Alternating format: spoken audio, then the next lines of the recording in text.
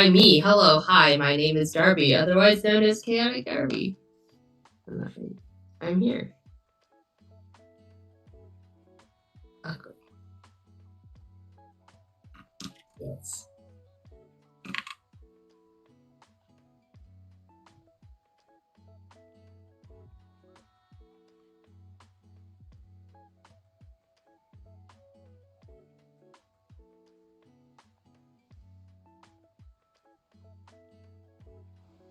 Angst.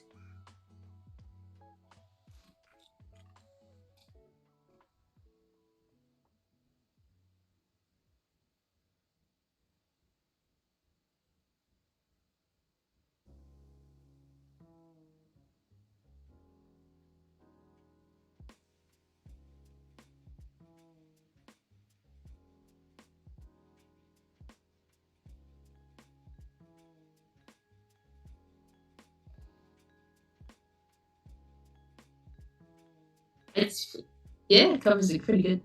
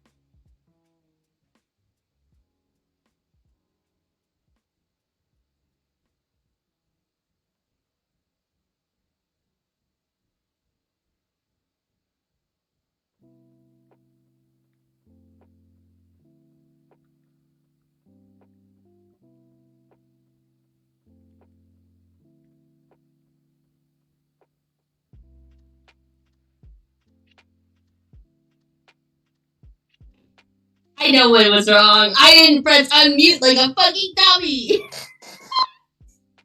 uh, I was just saying, the idea of like a hacker fight, because I was like, yes, dueling, it's swords, like Jedi. But like the hacking thing is like very interesting. That is very interesting. And I also Like realized it's I was muted the whole freaking time. We're off to a great start. we're Because for off some to reason, a it did not have my microphone settings saved. we love it. We love to see it, love to be it. Uh, Mm-hmm. let me just read that whole thing again for posterity's sake. Okay, yep. Hi, y'all. If you missed my intro because I was muted, I'm Anita. This is my channel, and apparently I'm very good at streaming enough to have a channel. But I Have the High Ground is a collaborative two-player dueling game of banter, posturing, and capes. It is by Jess Levine, and dueling sexy. We get to be whatever we want. So let's face it, dueling is sexy, but you know what's sexier than combat? The slower, high-tension duel that occurs before any damage is done, before any blow is even struck. The duel of word and wit, of melodramatic motion and threatening maneuvers. I Have the High Ground is a short collaborative storytelling game for two players about that kind of duel. Characters can use this opportunity to flaunt their bravado or to perform subtle acts that leave dramatic and imposing quiet in their wake. Your game is not an action-packed fight to the death, although that might occur in the battle which follows your duel, but rather a portrayal of the smoldering tension between two individuals about to risk their pride, their reputation, or even their lives.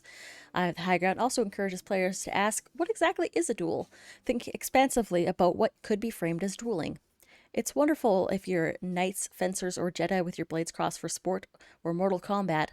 What if you're hackers trying to speedily exploit your way to into control of a contested server? What if you're a murderer and the aggrieved loved one avenging their victim? What if you're assassins and ex-girlfriends? Or you're in a boxing match or a bar fight or even just a school talent show? Pick your weapons, push the limits, and whenever justifiable, flourish your capes. There we go. Did it. Perfect on the first try. What are you thinking, Darby? Don't forget to unmute yourself this time. Thank you for that. You're welcome. Yes. I also stream. I'm good at it. Um, I'm very excited for this dramatic duel we're about to have. Like, there's so many options, and I really appreciate them putting in there. By the way, like, it doesn't have to be literal swords. Like, it is just you are going toe to toe with somebody. Like, Yeah, it is. It's that tense moment before the fight actually happens. Before there is no choice for blades to cross. mm-hmm. So to play, I Have the High Ground. We need to make sure that we have 1 or 2 hours in which to play, 2 to 3 hours for new players. Printed character and background sheets of paper on which to write on. Something to write with or document to type into. We've got little cards that we made. 2 6-sided dice. 9. We need 9 of them. 9 tokens that say thrust, parry, feint, or penalty, and priority written on them. We need 9? We would need 9 slips of paper. We're very prepared for this, y'all. Or I have 3 that I will reuse. Yeah, I think that's probably about right. Uh-huh. But we'll just keep a tally on how many times each gets used. Yep. Online players, we just need a platform in which to send simultaneous message, which, I mean, we do also have the Zoom chat that we could use. Yeah. Yeah, it's true. It's true. It's true, sure. All right. If this is our first game of I Have the High Ground, it is, clearly, there are a few extra steps which will make it easier to play. While it's recommended that both players familiarize themselves by reading the rulebook, these guidelines will be especially helpful if only one player has read the rules and the other is learning the game throughout play. Neither one of us have really read the rules, so we're just kind of gonna I kind of read it, but not very much. In our first game, you should read certain sections of the rulebook during play. For each new type of turn win, see 17 through 19, you encounter in play. Read the description of that type of win and at least one of the associated examples aloud to help players understand what that turn's narration should look like. Do the same when you reach resolution. And finally, turn to page 3 to read the brief rule summary aloud before beginning play. Oh, guess what? Rule summary. Love that. So, we should read certain sections aloud during play.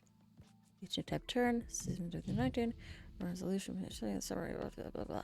Okay, so rule summary. Eye of the High Ground is a short collaborative game for 2 players that tells the story of the duel of posture and wit that occurs between 2 people before the battle itself begins. Your game is not an action-packed fight to the death, but a portrayal of the smoldering tension between 2 individuals about to risk their pride, their reputation, or even their lives. I also speak very fast when I'm glossing through things, so if you need me to slow down, just let me know. Priority acts as a tiebreaker. If both characters choose the same standard move, the player with priority wins. Priority is exchanged back and forth. The player with the best score on the CAPE rubric on page 9 can choose to begin play with priority or pick the first advantage. If they choose advantage, their opponent gets priority on the first turn. Each turn, players select one of 3 standard moves: thrust, feint, parry, or, once per game, a penalty move. The winner scores a point and consults pages 17 through 19 for an explanation on how their victory affects narration. Thrust beats feint, feint beats parry, parry beats thrust. So thrust beats feint, indicating that the victor made an offensive move. Feint beats parry, indicating that the victor offered provocation or bait and the loser took it. Parry beats thrust, indicating that the loser offered an aggressive thrust, which the victor struck aside to make a powerful counterattack. Penalty moves are acts of severe disrespect that each player can make once per game. Results are based on a 2d6 die roll. Consult pages 20 through 23 for how to resolve penalty moves. And drawing your weapon. On the turn that you reach 8 points, your opponent must draw their weapon. If they have not already done so, see page 19, the consequences of drawing a weapon are purely narrative, but they should be very tense and dramatic. The resolution. When you reach 9 points, you enter the resolution, see page 19. And your opponent loses their patience. They begin to strike the first blow, ending the game and beginning the battle which follows. The winner retains the right to block, parry, and dodge that blow. Before beginning your game, it is recommended that you discuss any topics that should be handled with care or avoided altogether. In particular, some options of Eye of the High Ground character creation lends themselves naturally towards flirting and romance. It is often worth discussing whether that is a theme you're comfortable with exploring at your table together. And we already discussed this a little bit beforehand. We do have lines and veils. The channel itself has strict lines on any sort of phobia or any sort of isms, so we're going to avoid those topics altogether. And also, there was a line on kind of buggy stuff, so we're just going to avoid that. Not that we would even deal with that to begin with in A Duel of the Wits. And as for romance and flirting, I'm a-okay with it. Darby, you a-okay with romance and flirting? Hell fucking yes. All right. Let's go. Enthusiastic consent. Let's go. All right. So we begin by deciding the background for our duel.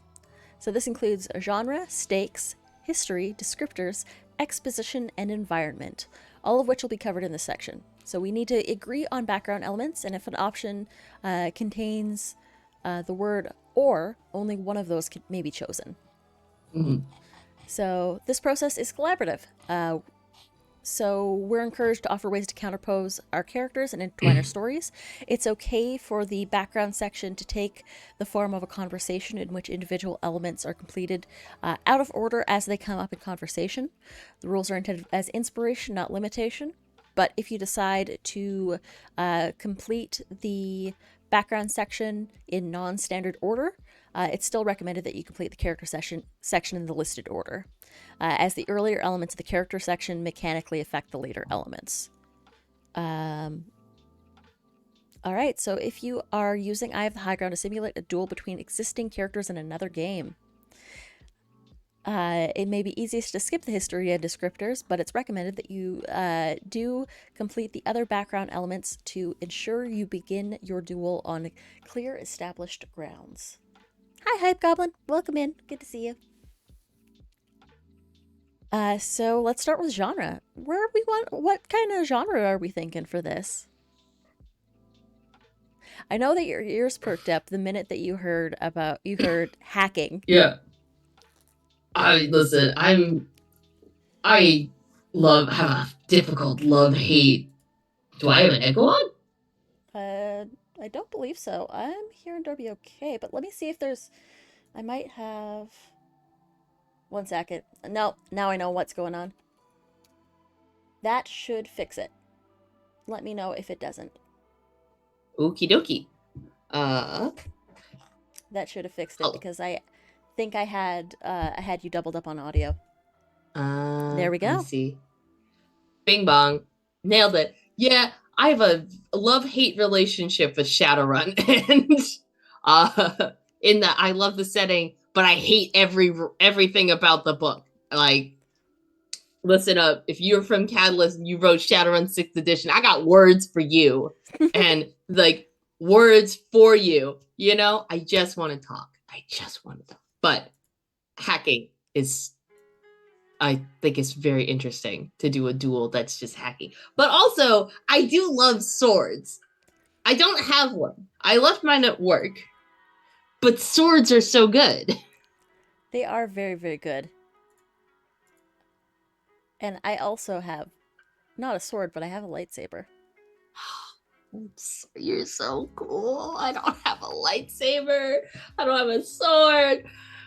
I have a pet. It's true. So I also have similar feelings about Modiphius and their design of Star Trek Adventures in Vampire 5th edition. Your book? Aesthetically, charming, wonderful. The way it's laid out, utter tripe. I'll kill you. Like, Pat, your book should not be this thick unless it's table of contents or it has like a ribbon or something in this book to help you keep track of shit. Like, I'm a firm believer that every thicky TTRPG book needs what I call a dumb reader. Like me, hire me, a dummy, to read your book and tell you if I don't understand something and if it does not clear up. You need that. You need a layperson to read through your book. And to be like, I don't get it. Always have an end user test your product. Yep. So, you were thinking hacker, but also swords? Yeah. What if we fought in the Matrix? Like, real Sword Art Online anime shit? That's another thing that we've got to do is we've got to think about the stakes as well, and that might lean into our genre. Because we were thinking Saber, where it's like meaningful stakes. Like I say, a Saber is meaningful stakes, Foil is low stakes, and Epée is towering stakes. Saber, a duel between knights which determines the fate of their lords, a quest for mortal vengeance in the name of a slain lover, or a desperate melee between foot soldiers in the trenches or of a larger fight. The battle following this duel is likely to be lethal, either for the participants or those they fight for.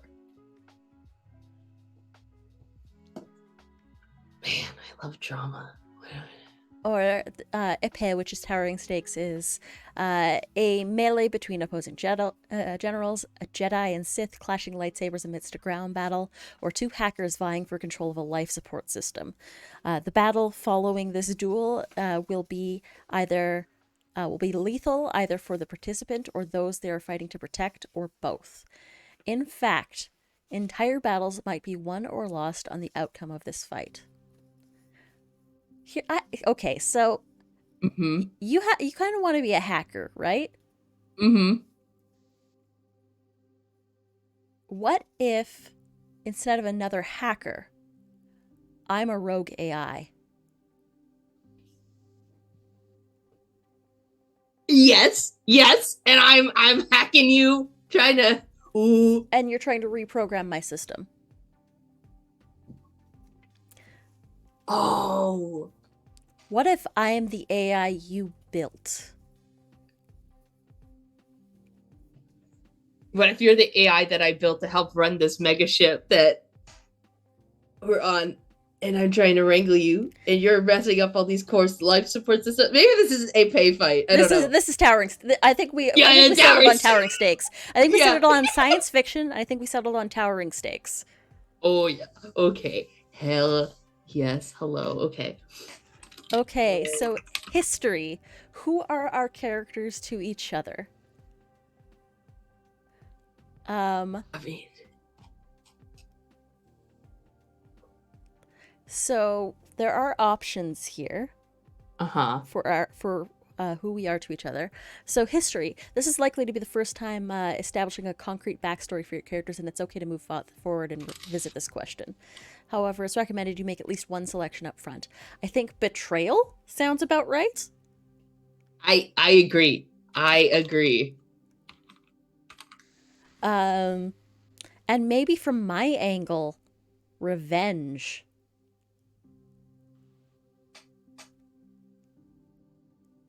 Yeah. Oh, okay, yeah. Okay.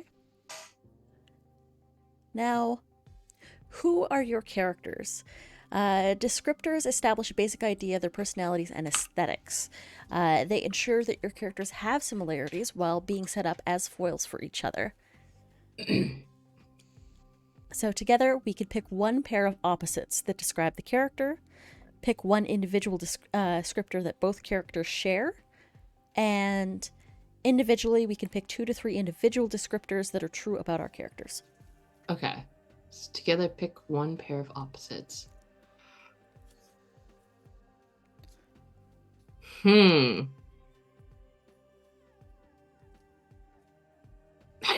Okay, so there are a couple that stick out to me that are not just like robot bad. You know what I mean?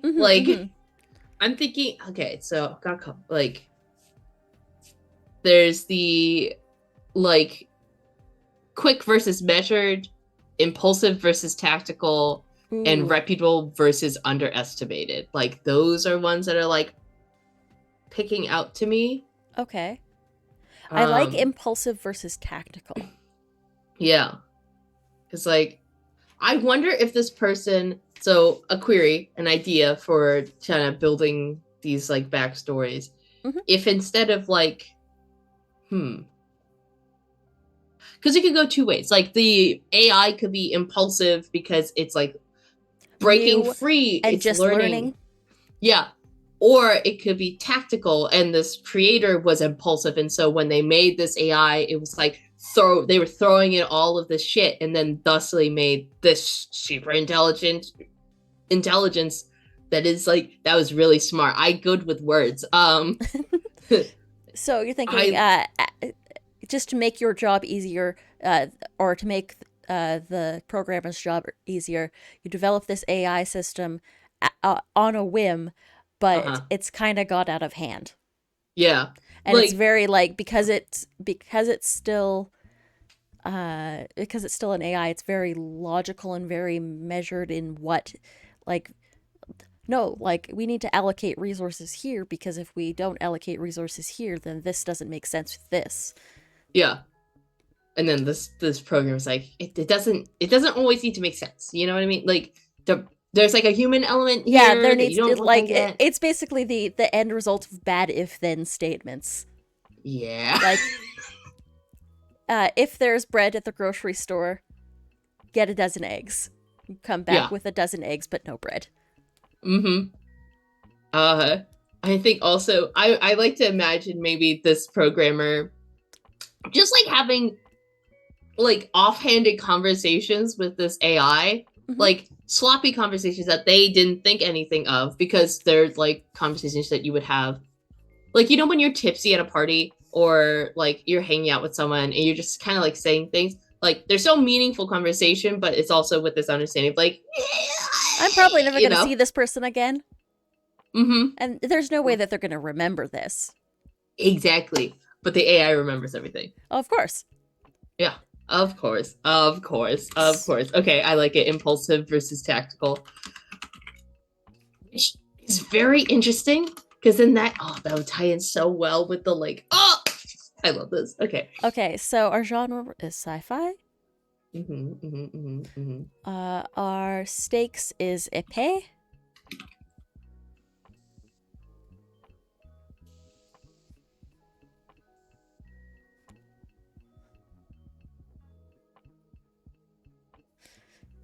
And our history is betrayal and revenge.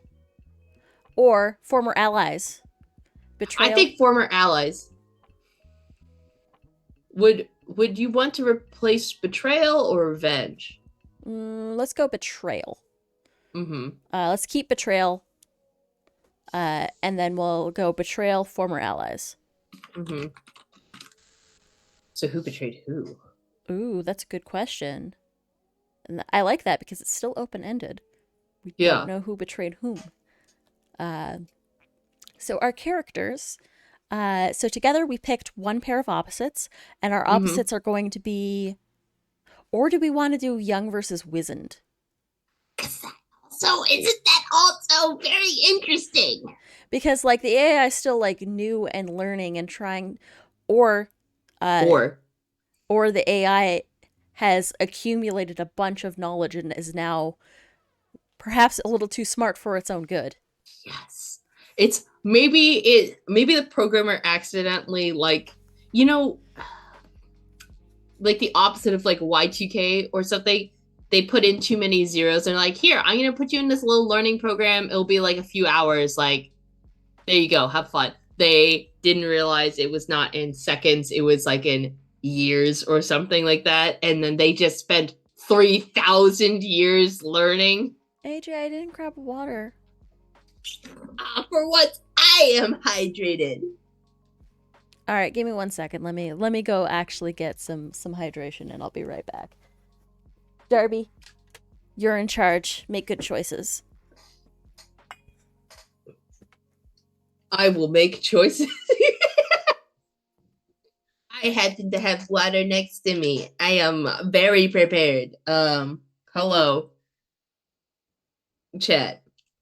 How do you do, fellow humans? I definitely am not a robot.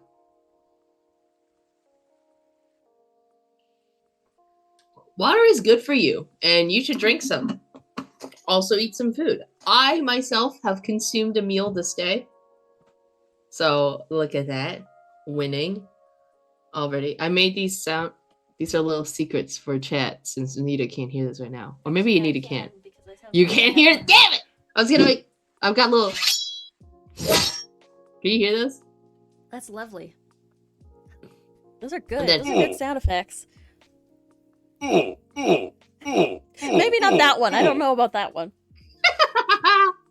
Minecraft. Who are you and what have you done with Darby? I don't know what you're talking about. I am totally okay. I have also had a meal today, and now I am hydrating. For you, AJ. Beep boop. This is not Android oil. Okay, so personality. So the opposites we've decided. Have we settled on young versus wizened? Do you want to do young versus wizened? Because like it'd be funny if it was like a young. there is this webtoon I'm reading called Seed, where this girl finds this rogue AI, and the AI is like super, super smart, and she's like, I am a child. What is this? Hello. Do not do bad things. It's just very funny. Anyway. Either impulsive or tactical, young versus wizened, I'm down to clown. Okay, let's. Ooh. Yeah, let's do young versus wizened. I like that how that sort of feeds into it a little bit. Descriptors. So you gotta pick one individual descriptor that both characters share. So, young versus wizened is our. Who is young? Who is wizened? Did we settle on that? I think. Do you want to be young, or do I want to be young? Well, I guess we should also settle on who's the AI and who's. That's true. Do you want to be the AI or do you want to be the hacker? Oh, I kind of want to be the hacker programmer, but if you really want to be the hacker programmer, I'm fine with being the AI. Yeah. Okay. Let's do that. All right. So I'll be the AI. You'll be the hacker. Are you young or are you wizened? I think it'd be interesting to be a young hacker versus a wizened AI. You know, it'd be interesting if you weren't just a totally original AI, but a old AI that this young programmer found and reinitialized. Yeah. So like you've existed forever. You were even abandoned because AI became so sophisticated in your programming. No one took the time to upgrade you. I just got left on a floppy disk somewhere. Yeah, and I'm like a retro collector. I'm like, oh, dude, a floppy disk. It looks like the save symbol. Like, heck yeah. Okay, so yeah, we're doing hacker versus AI. Young versus wizened is our opposite one.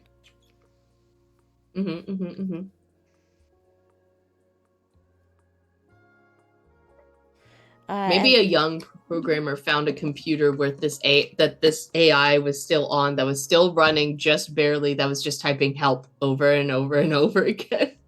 Okay, so what do we share?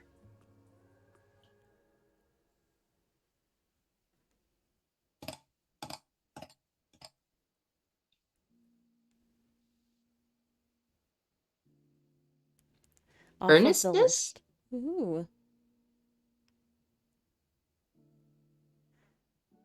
I like to think that both of these characters are very, like, true to themselves, and even if that is different and reflects differently for each. Okay. So they're both earnest characters? Okay. And then individually, we need to pick 2 to 3 individual descriptors that are true about your character.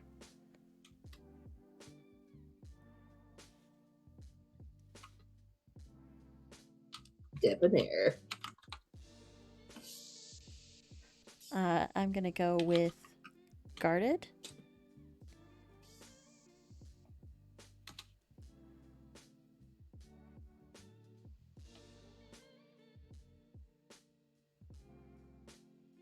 And I'm gonna go with.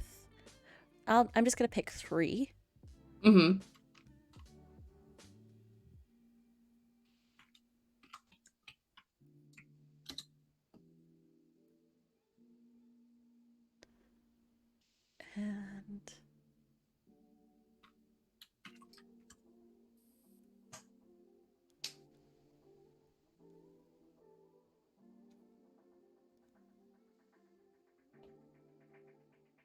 all right, so I've gone with guarded, articulate, and vengeful. Guarded, articulate, and vengeful. All right. I have debonair, empathetic, and quick.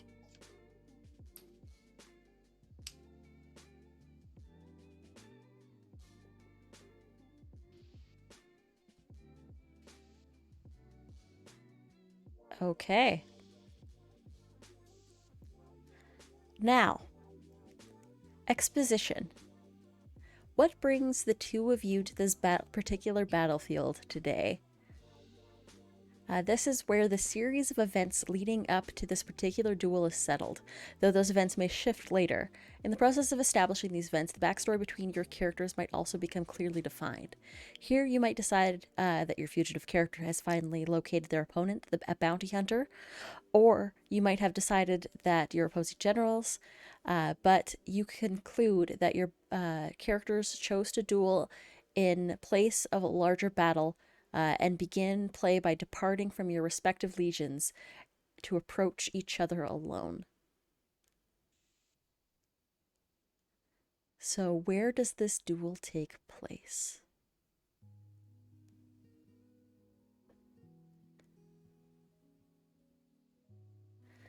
And what brings the two of us together? So, I think you found this rogue AI hiding out in an old piece of tech.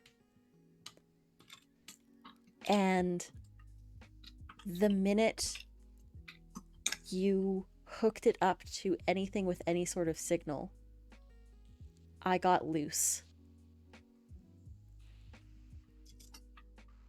And What if? Oh, go ahead. So, yes, hooked up, you got loose, but you didn't tell them. Like, you didn't do anything with it because we're former allies, right? Yeah. So you wanted to get hooked up, but you also wanted to, like, see the field. Or an old Let AI me that's survey been... this. Let me see what the world is like. Yeah. But continue. No, go ahead. I like where you're going. So I think you, like, this young person found, maybe, you know that there was this computer virus that was like a worm. It was like wreaking havoc on the internet, and they trapped it onto this one floppy disk that is literally in a museum. Yeah. And they're like, do not use this whatsoever. If it gets out, like, internet's done for. Yeah. Maybe you were, like, maybe that's the kind of level of rogue AI you were. They thought they eliminated you, and you were squirreled away. And then my character's like, oh, there's this poor AI that's like, I don't know anything. Like, empathetic, but fucking dumb, maybe. Like, so, naive, perhaps? Empathetic, yeah. but naive? Yes. And so finds this AI that's like, please help me. Like, I'm stuck. I'm trapped. I'm so obsolete. Nobody cares about me. And it's like, well, okay, like, let's show you the world now, right? Yeah. Maybe they do great things together for a bit, but Zach. Maybe, like, God, what's his name? You've watched The Orville, right? Yes. The AI. Like the robot? Yeah. I forget what his name is, but yes. Yes. Where it's like they work together, but, like, all along he had this, like... He had this plan in mind, and this programming from his people to destroy all humans. Spoilers for The Orville if you haven't watched it, I guess. Yeah. Okay, so what if I escaped and you've tracked me down on the net? Because the world itself is so advanced right now, you can just jack in and find out where I'm hiding.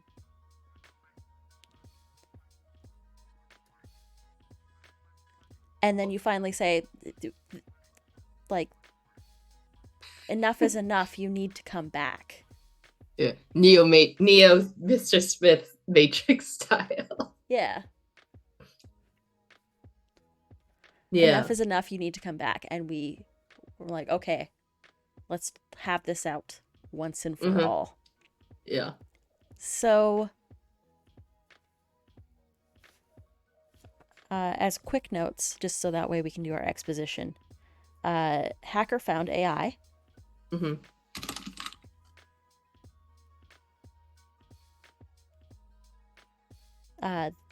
The AI was trapped in obsolete tech.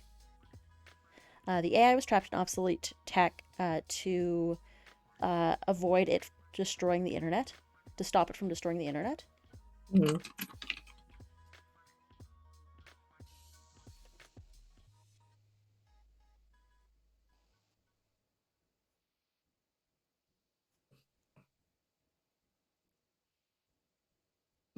I had a thought. What's the thought? What if,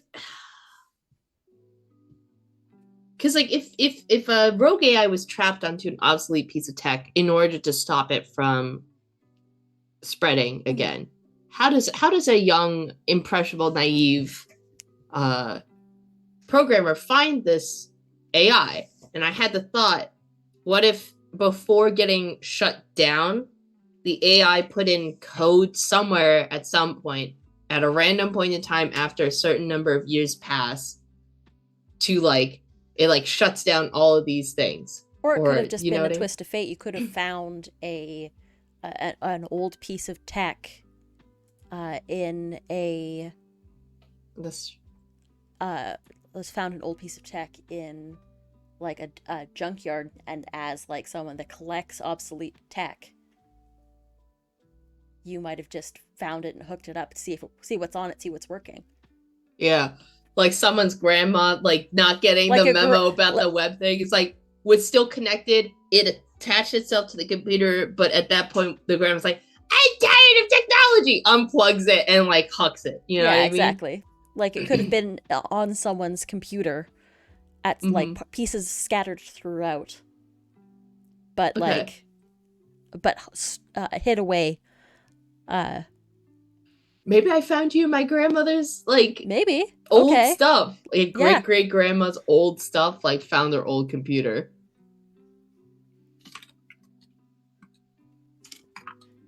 So hidden old tech found by hacker. So the hacker Mm-hmm. found the AI. The AI was trapped in obsolete tech uh, to stop it from destroying the internet, or it hid in the old tech. Mm-hmm. Um, the hacker collects old tech. Yeah, I think so.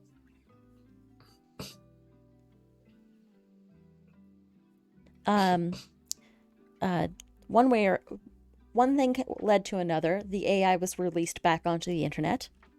Mm-hmm.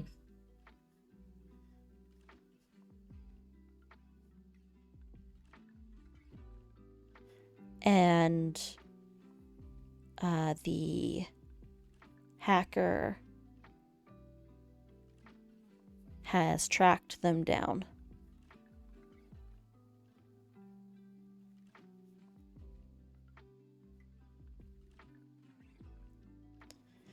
Okay.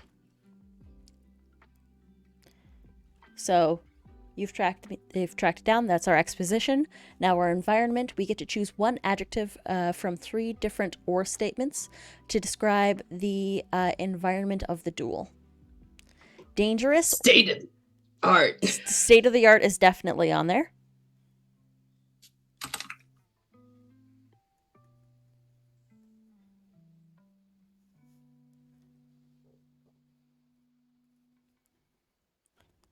And since we've decided that this is towering stakes, I'm going to say that this is dangerous. Where you have tracked me down is some sort of central core that basically holds up the whole thing. Yeah. Yeah. I was also going to say precarious, if because like I'm thinking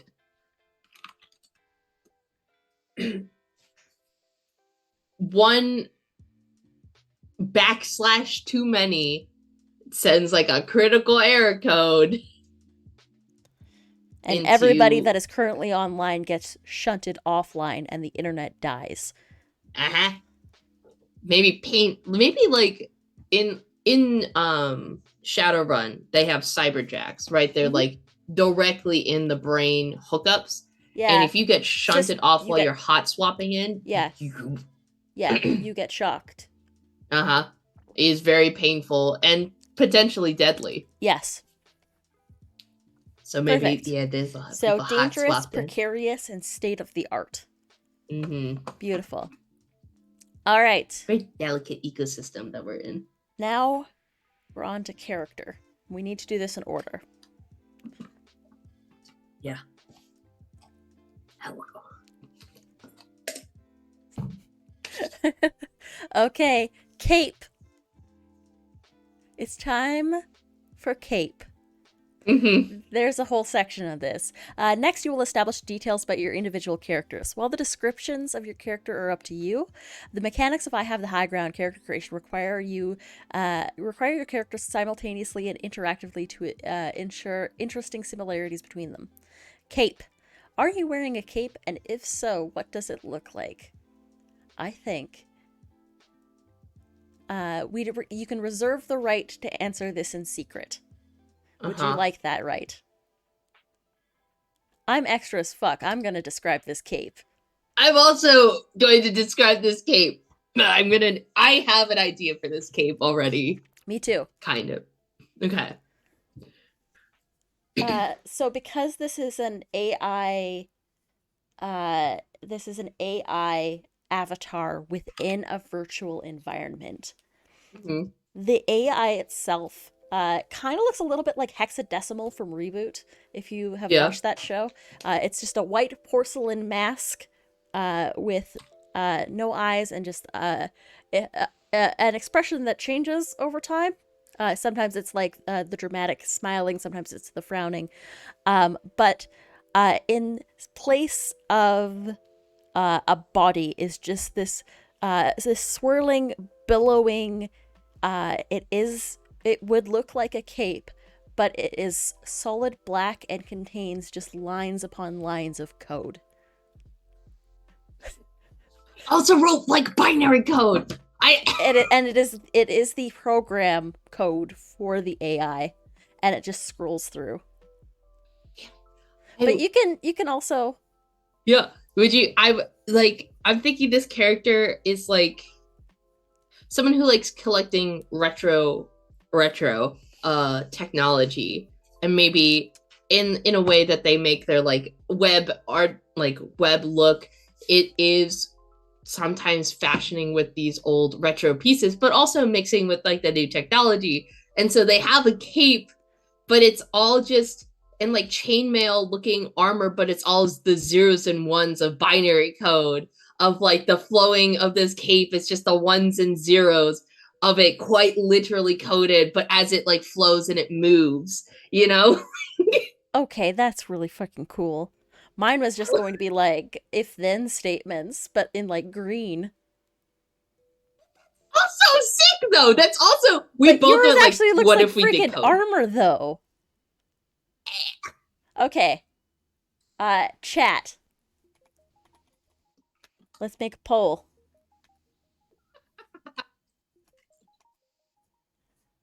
Who's got the better cape? Boy. Darby or Anita? And set it for a minute. Let's start the poll.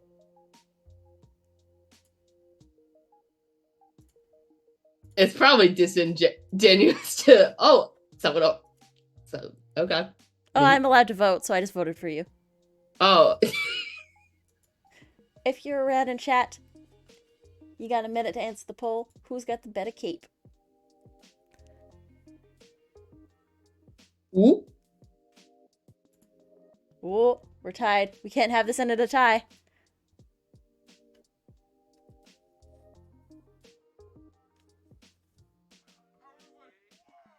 We need one more vote, at least. We need at least one more vote.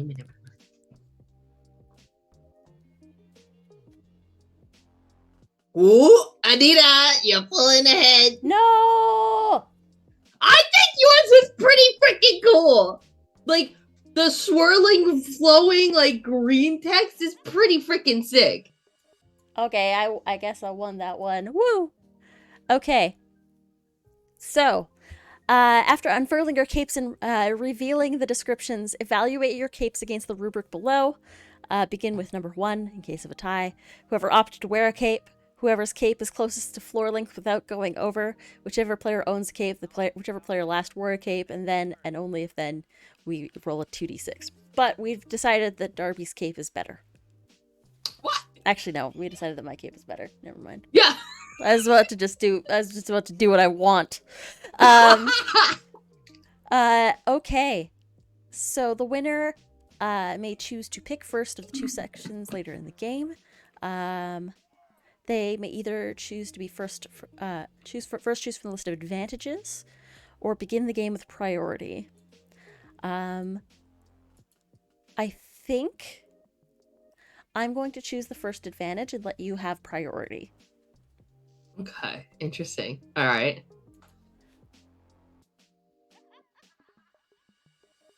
So now let's talk about advantages.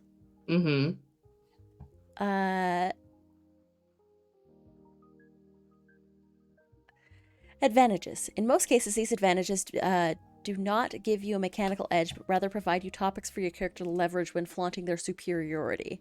If the player with the better result on the cape rubric chose first advantage, they pick from the adjacent options. If not, their opponent picks first. From there, players alternate choosing until both players have 2.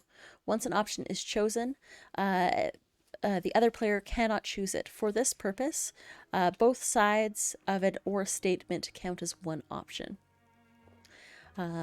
Alternate choosing until we both have 2. I get to choose 1 for right now, because I decided to choose first.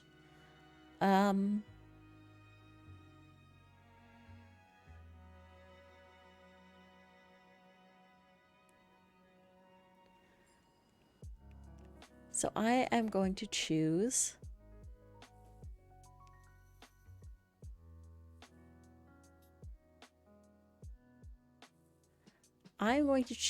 to have comprehensive intel on my opponent.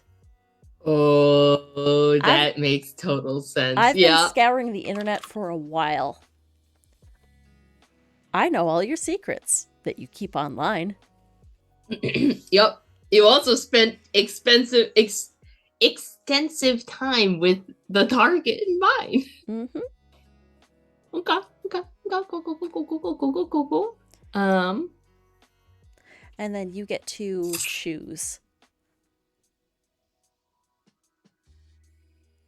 I think I will pick superior weaponry.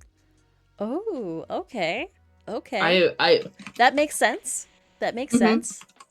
I think, even though this AI has had a lot of unregulated time on this new internet, I think this young programmer hacker is still, like, there is just a few things that are still just outside of their reach, just outside of their programming, that I did not, like, give them on that purpose. I gotta use to give the edge. Yeah. Okay. The things I don't give to anyone, doesn't matter who they are. Sounds good. Ooh, okay. Desperation.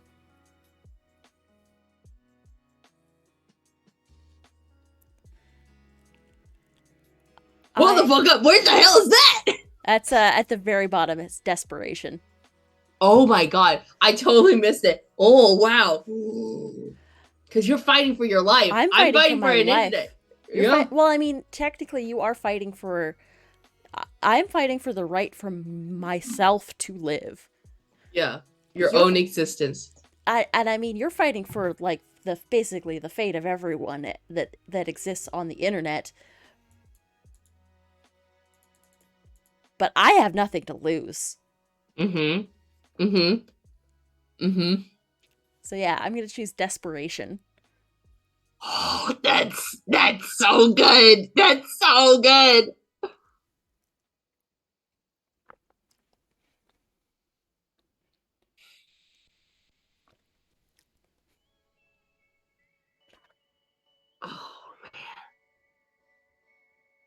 And I think in that vein of desperation, I'm going to pick opponent in compromising situation.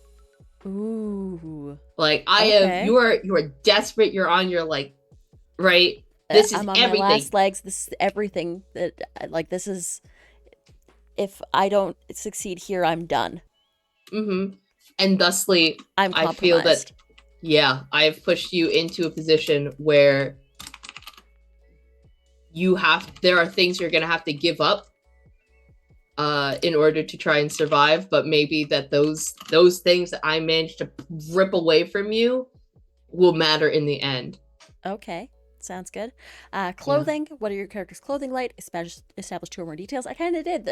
There's the mask that sort of uh, Mm-hmm. changes faces. Yep.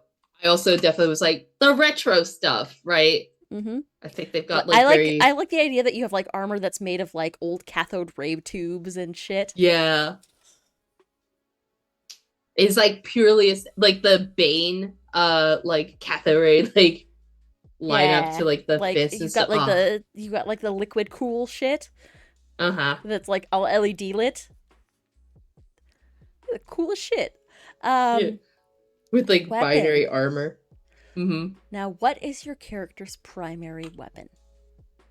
Specify it and describe it. It must be appropriately matched to the power level of your opponent's weapon.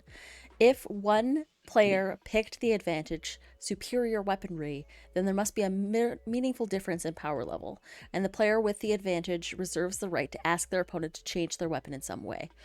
While the relative strength of your weapon will not affect the mechanical outcome of the duel, it provides an advantage that the character with the superior weapon, blah, blah, blah. You can choose to flaunt through dialogue and emotion.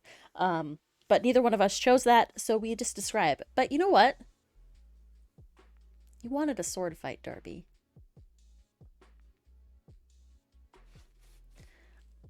I did have superior weaponry though. Oh, you did choose superior weaponry?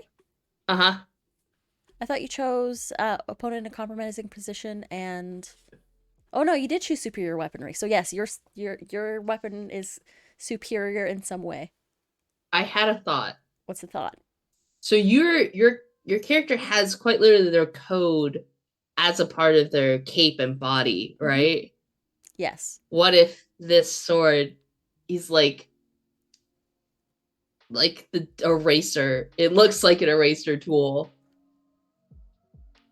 And with certain hits, it just erases bits of code. Ooh, like a Just sword, like shoop. like a sword. I kind of like the idea because this would be like a sword fight. Mm-hmm. Uh, uh, yours is just this sword of like negative space. That kind of Like sounds that. when it's swung like an electromagnet. Yes. Or like, do you know that the old TVs that used to like crackle when you got too close? Like looking at the space in between the pixels. Yeah. Just like that, like on the edges you see lots and lots of color, but in the middle is just pure blinding white of nothing. Ooh, I like that. I like that a whole lot. Um, I think that my character has a sword that is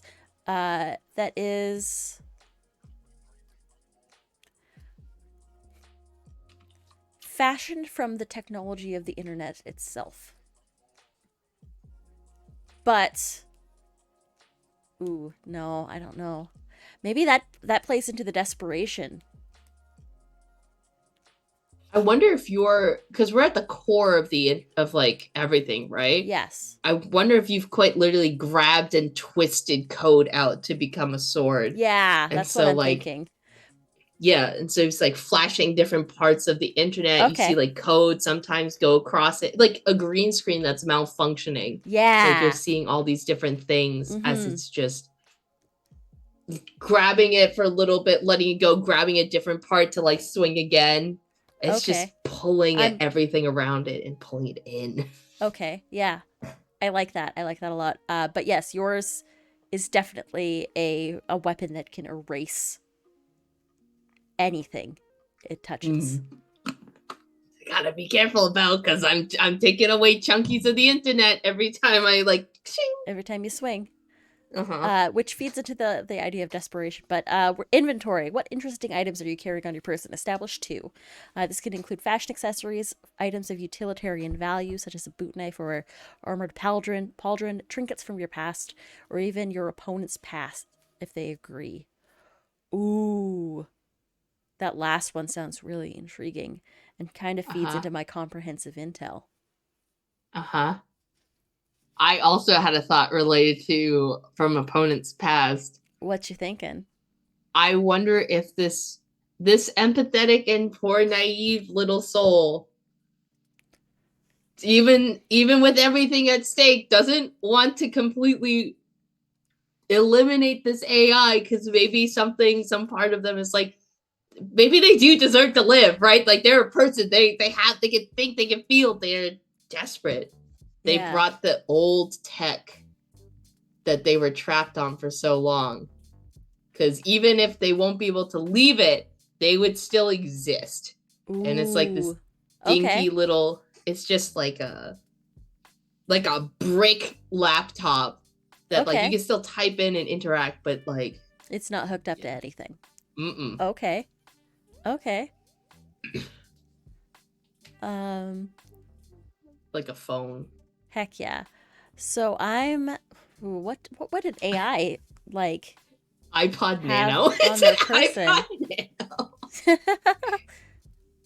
What would I have on my person? I think this might feed into having intel on your opponent. There's a piece of information that you want that I have. Well, thinking we're far in the future, and because I'm like, I'm gonna insert my own my own life story into anything. What if this hacker, right, far flung future, everything you store things digitally. People don't really take retro photos anymore, right? Yeah. But maybe this young person's family did take retro photos. Like There ooh. are there are no digital backups. There are just this little photo album that their family took pictures with, and their family does not exist anymore. So they're like, I've got my finger on this broken breaker in your home, And I'll and set if the I whole thing on die, fire if I have this whole to. thing, Okay. whole thing to the burn. So I'm going to say that I have a kill switch. Uh huh. Um and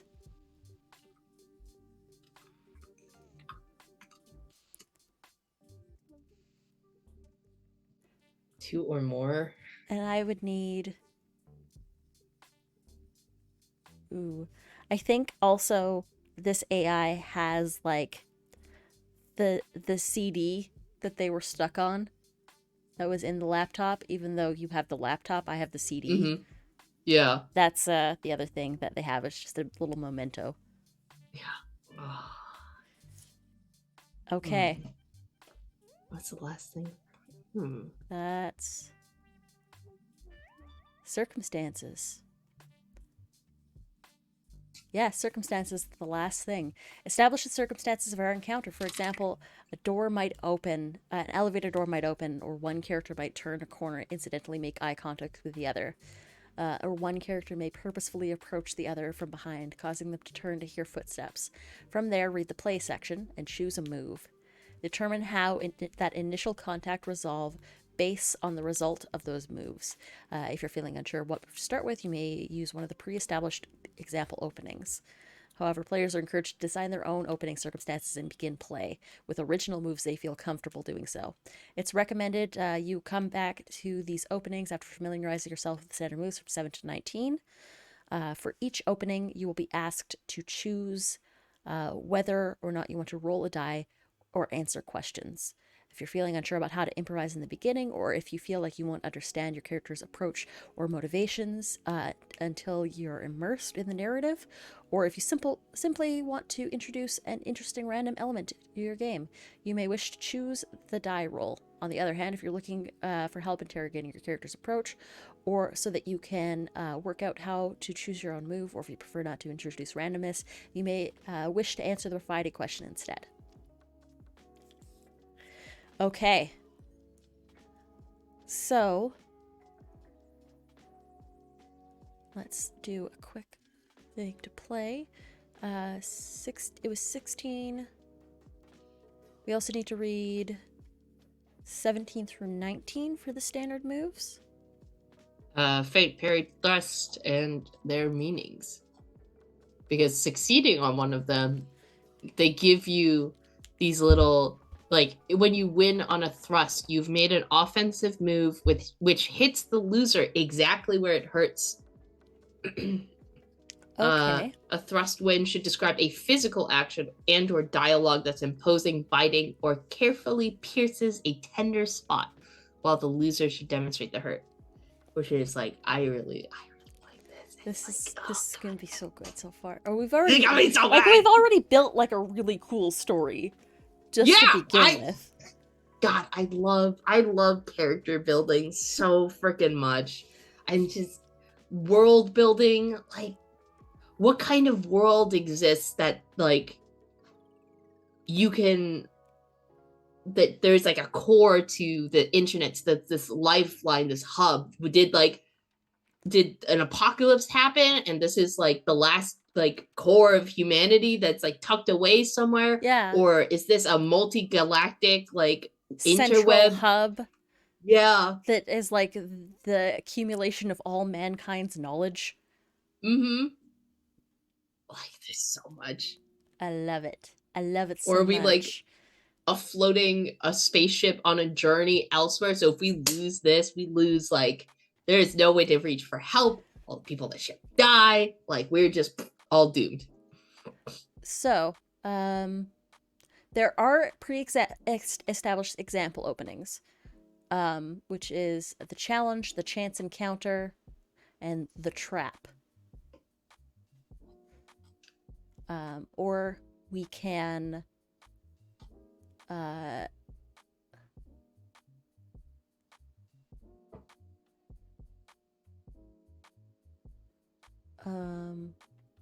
the challenge or the trap, I feel like can fit narratively. The chance encounter maybe not so much.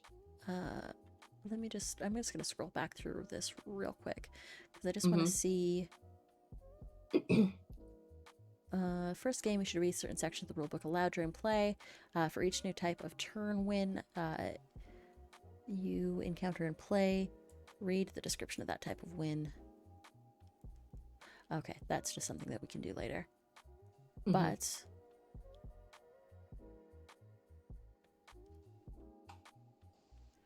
so you get priority.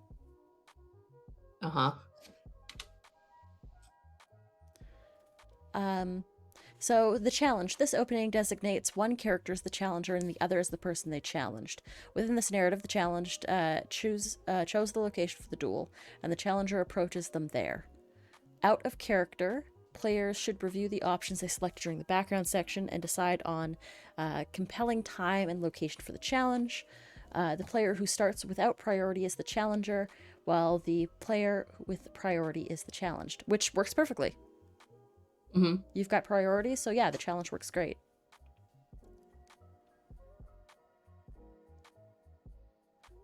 So we get to choose together whether we want to roll a die or answer the questions.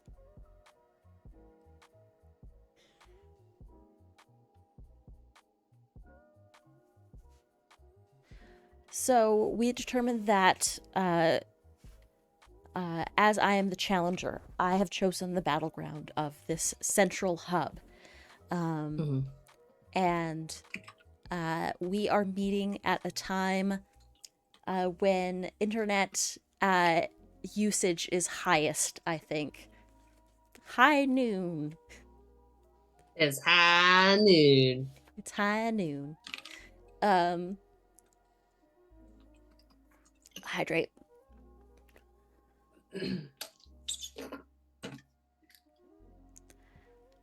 So I don't have priority. I'm the challenger.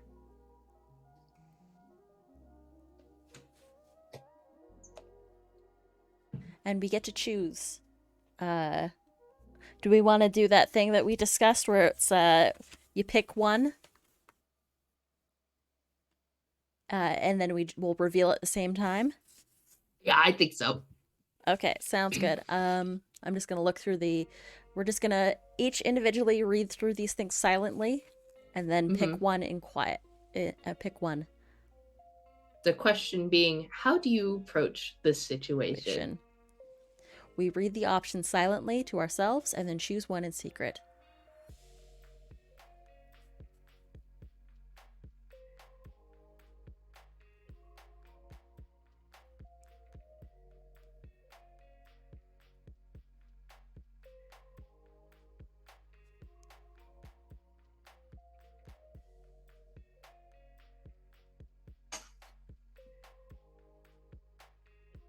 All right.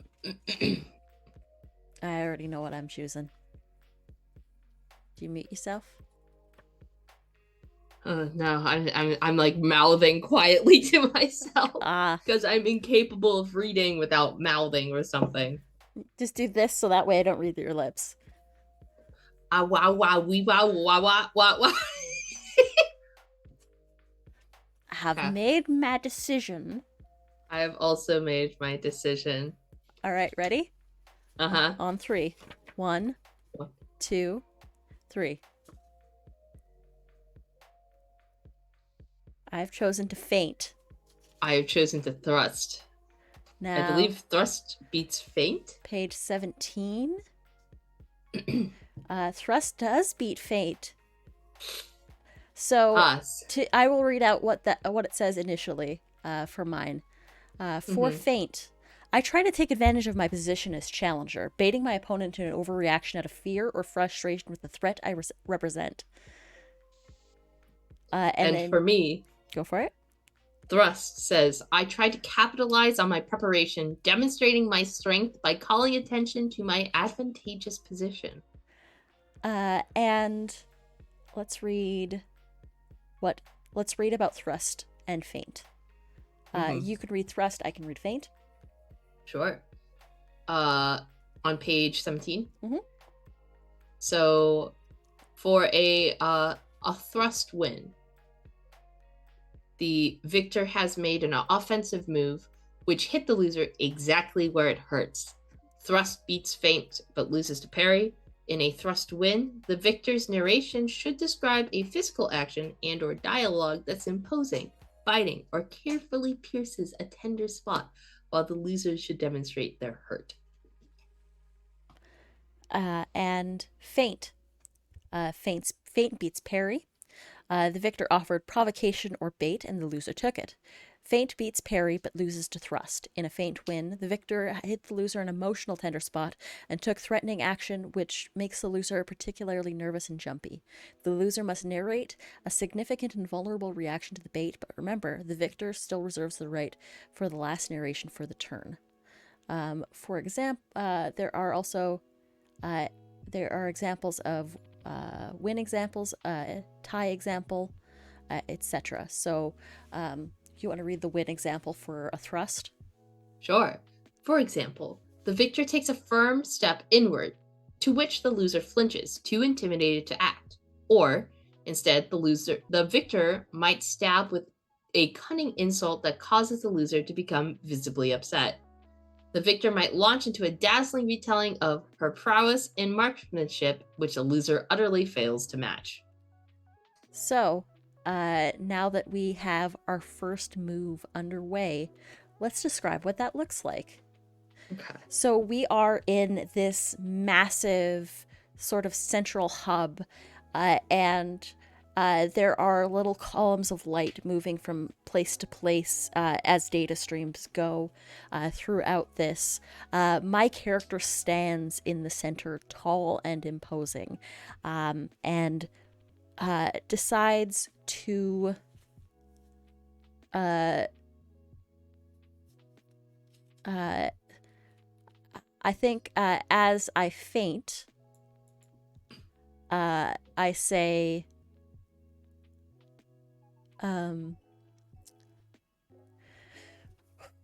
"You're helpless to stop me here. You might as well give up while you still have the chance."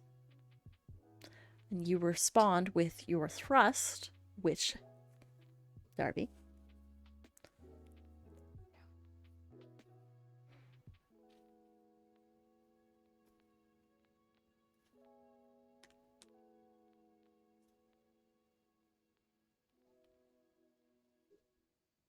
Oh, that's, ooh, okay. I think I think that this hacker isn't even phased by what's said. For all the flair and flash that this character has had, right, and all the time that this AI has known this person to be like kind of loud mouthed and all over the place, really flashy, right? And even their armor and the what they are wearing to this duel is flashy and is a part of their personality. At hearing this hacker's face just darkens and just sets. It was maybe before, like, kind of unsure, a little sad even, but just sets resolute and just steps forward, jumps around, and then goes straight in to a key part of code that they can see and just slashes. Remember, there's no actual fighting yet. It's more like I see. The battle this is verbal back and forth. This is verbal. Then I think that this person just stands resolute. And seeing this, I think the AI is shaken and taken aback a little bit at how the expression sets on the hacker, and wasn't quite expecting that response from someone who's so young and naive and flashy. Okay, so that is our first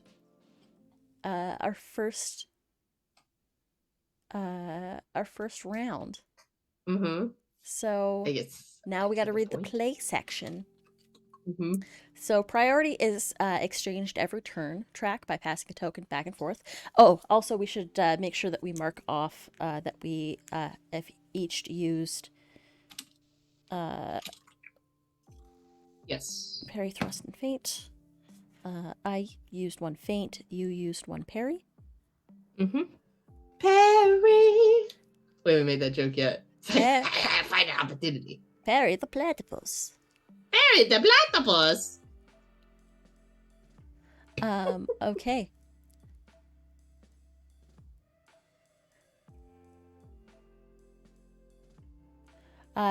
So played in turns until one player reaches 9 points. I think because you won, that's 1 point, right? I think so.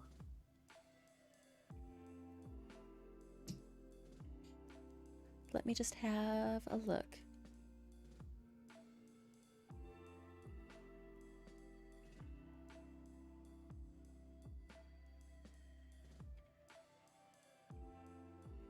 Okay, so Eye of the High Ground is played in turns until one player reaches 9 points, winning the game, and beginning the resolution. Each turn, secretly choose to thrust, feint, parry, or once per game, make a penalty move.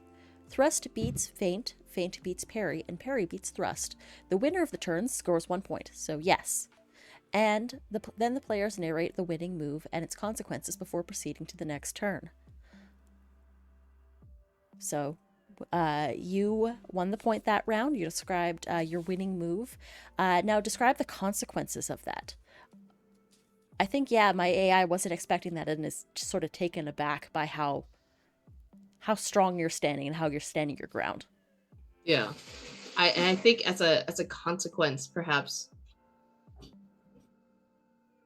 maybe we talked about this place being precarious. Maybe a part of it shifts and breaks away and makes this a much more dangerous place to be. Or, Mhm. alternatively, because perhaps I have destabilized it, Uh-huh.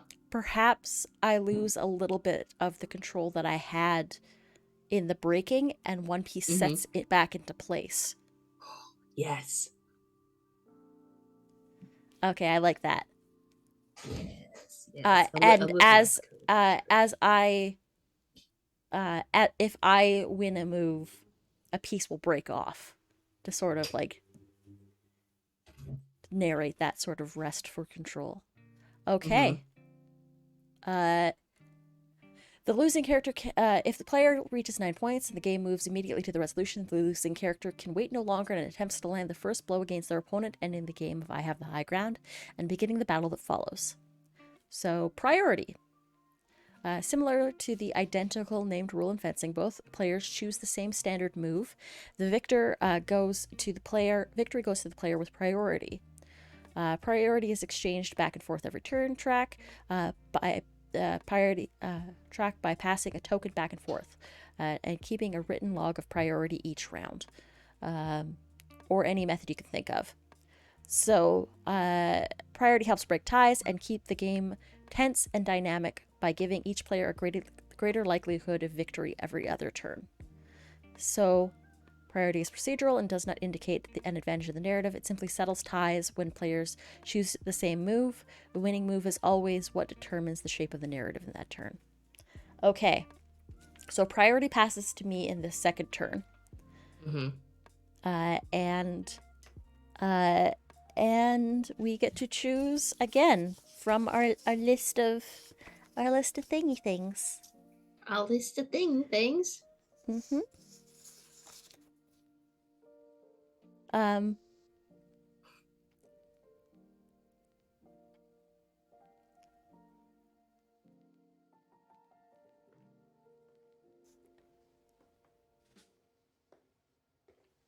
so this is all still spitting words back and forth. Yes, exactly. Or posturing or that sort of thing.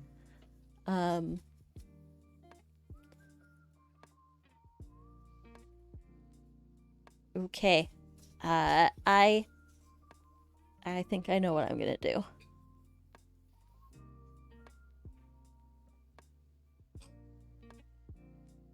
Because we can also still use the same sort of prompts off of the challenger and challenged. In this case, though, I have priority, so I am the challenged this round. Mm-hmm. Huh.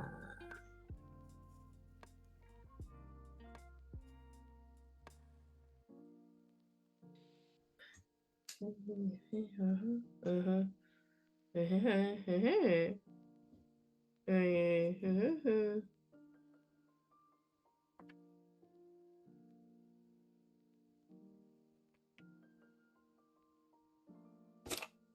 think I've picked one.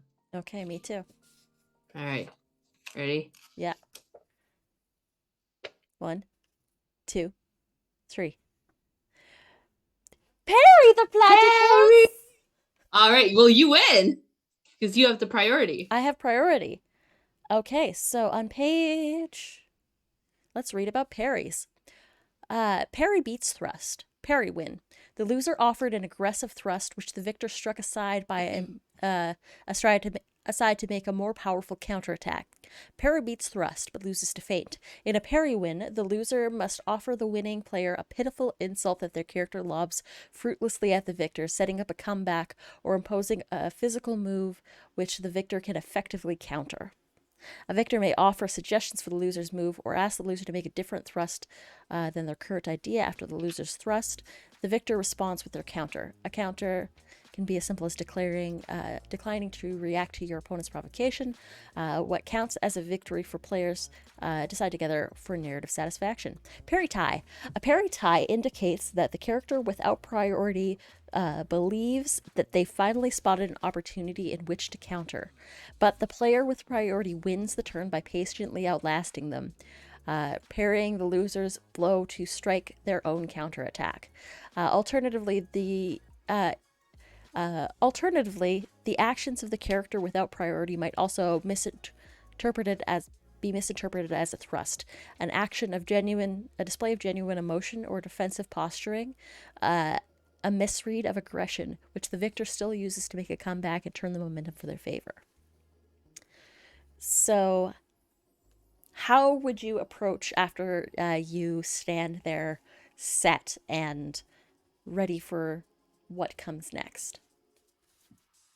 I think in this naivete, thinking that they have made a pretty large opening with this, perhaps this young hacker. I'm trying very hard to break out of the, like, we are literally fighting, you know? Mm-hmm.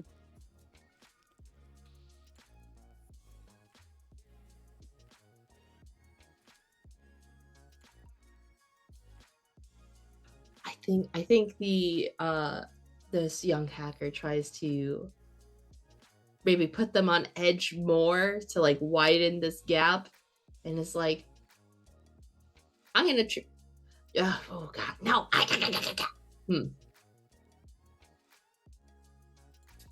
Remember, threats of violence are also threats of violence. I'm wondering if they try and say, though, history forgot you, and history will forget you again. You will leave you will have no lasting impact this time. Nobody's gonna remember you. Ooh.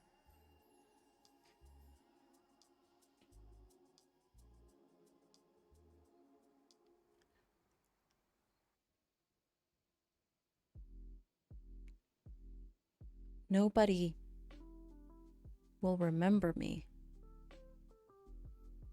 because I will be the only one left.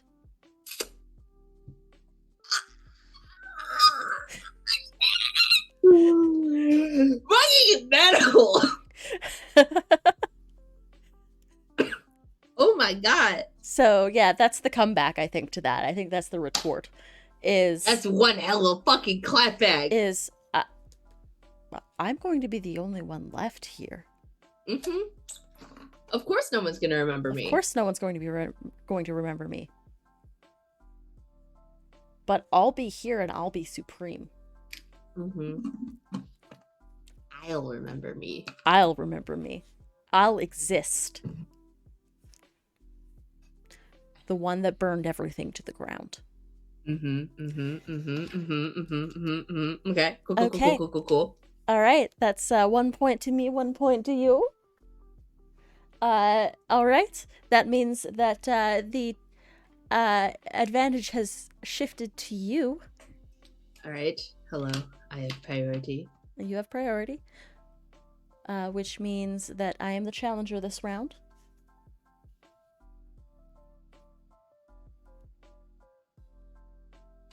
Okay.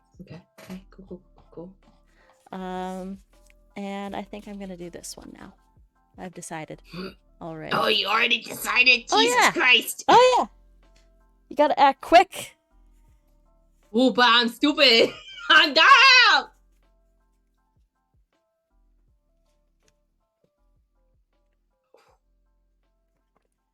Okay, cool.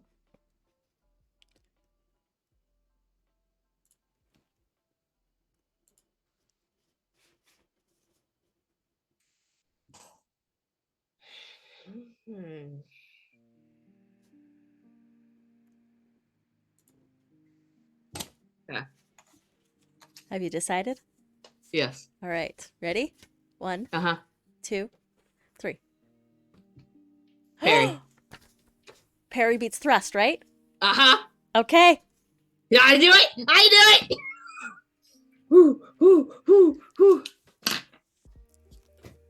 And I think with that, the AI is going to. I will be the only one left. Mm-hmm. And is going to attempt to shift another piece of the central hub off and break it. but what do you do in response for your parry?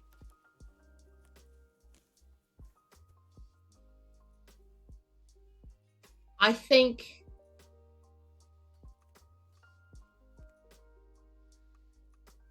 that this hacker will just simply say, but isn't that just so lonely? Why would you want to be the only one left? I think also, if I can add something, Yeah. you were already by yourself. Yeah. Yes! You were already alone!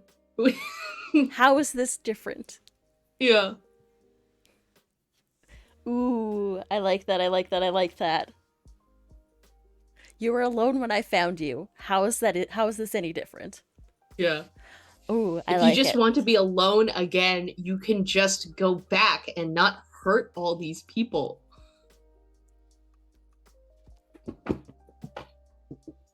Okay, so this is a parried win. The loser offered an aggressive thrust, which the victor struck aside with a powerful counterattack.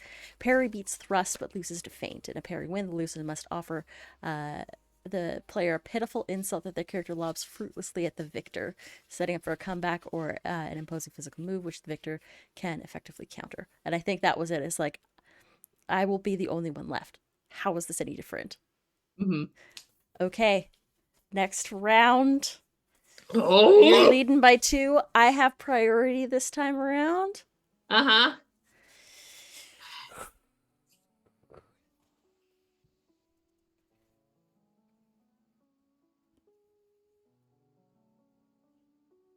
Okay, I got it. Got it. 1. Ready? Yeah. 2. 3. Oh, you win! It's a tie! Every time! God. We're like, fuck! We're like going back and forth! Okay. So a thrust tie means that both characters attempted aggressive action, but the player with priority won the turn by being more imposing. Their demonstration of wit or prowess overshadowing their opponent's pathetic jab. And I think, what do you do to try and Aggress.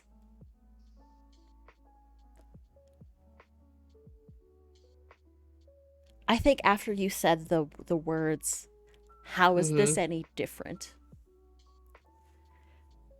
I think my AI will say, because this time I'm the one in control, and will like try and lift portions of this section up. Oh man, I think trying to respond, but this maybe letting this lead into whatever you want to respond back.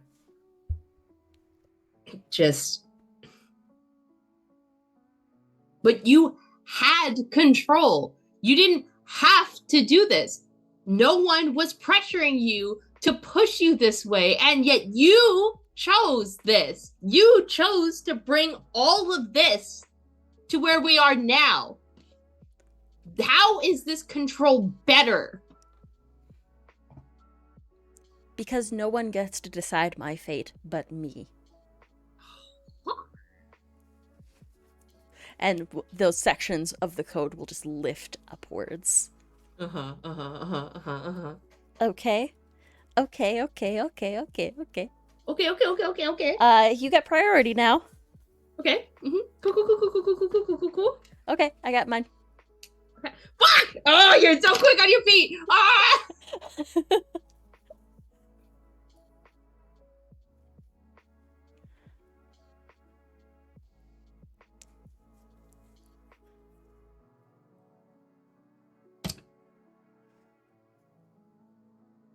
Okay, I think I have it. Ready? Okay. 3, 2, 1. God. I also. That's because you have priority. You win. Oh my god, why do we have the same brain cell? Like, I think we're just sharing the same one. It's passing between us. that liked priority. It's just passing Okay. back and forth. So this is a faint. Uh-huh. This is We haven't had a faint one yet. no, we haven't had a faint win, and this is a faint tie. Ooh, baby. So you get to read that on page 18. Uh-huh. Okay, faint tie. A faint tie indicates that both characters attempted to bait a response, but the character with priority didn't fall for it, winning the turn by responding instead with an even higher stakes ruse, which successfully provokes the loser into losing their cool or revealing something they didn't intend to. Hmm.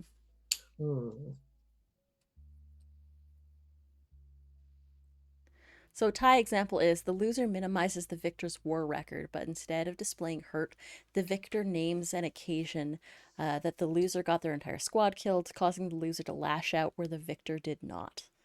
Jesus Christ. So, ooh. I love this game. So I get to say something to you that I think will try and bait a response. Yeah. But you aren't going to fall for it. I have an idea with how I want what I kind of want to say. Maybe Okay. this will help. I can bounce off of it. Okay. So I was thinking, because you were like, I control my own fate, right? And just thinking about how many other AI did you wipe out to get here?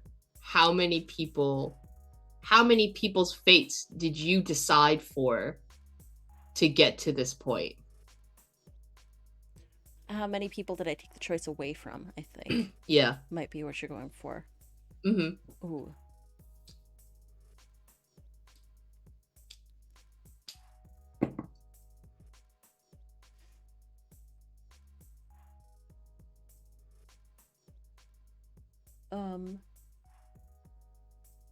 Now I need to lash out. Well, we spent quite a bit of time together. Maybe you go for like some low, dirty dig. I got dead family. Ooh, I mean, I'm not gonna play that dirty yet. Uh-huh. Or That's a penalty move. That's a penalty move. That's a lower blow. That's a.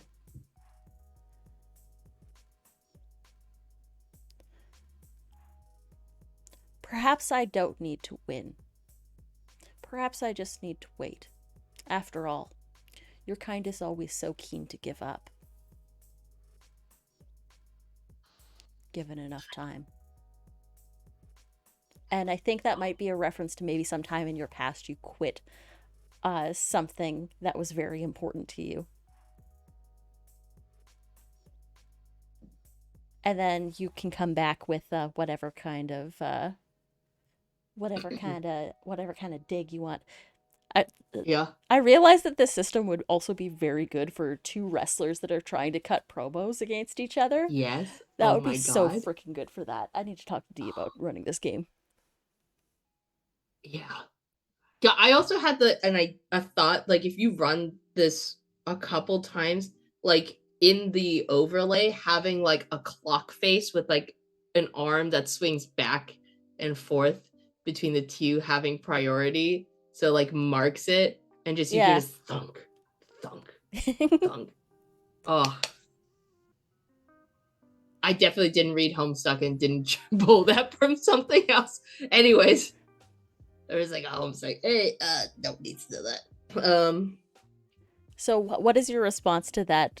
You just give up. That causes me to. That causes me to. Lash out. Lash out.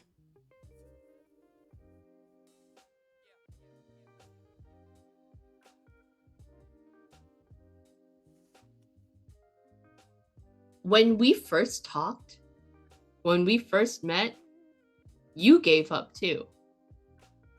You had given up on finding a way to free yourself. You had exhausted every opportunity that you had. You had almost fried the housing that you were in.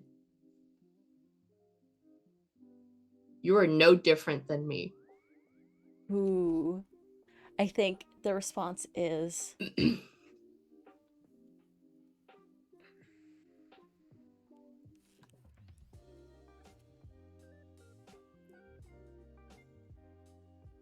I think the response is I am so much. I am so different from you.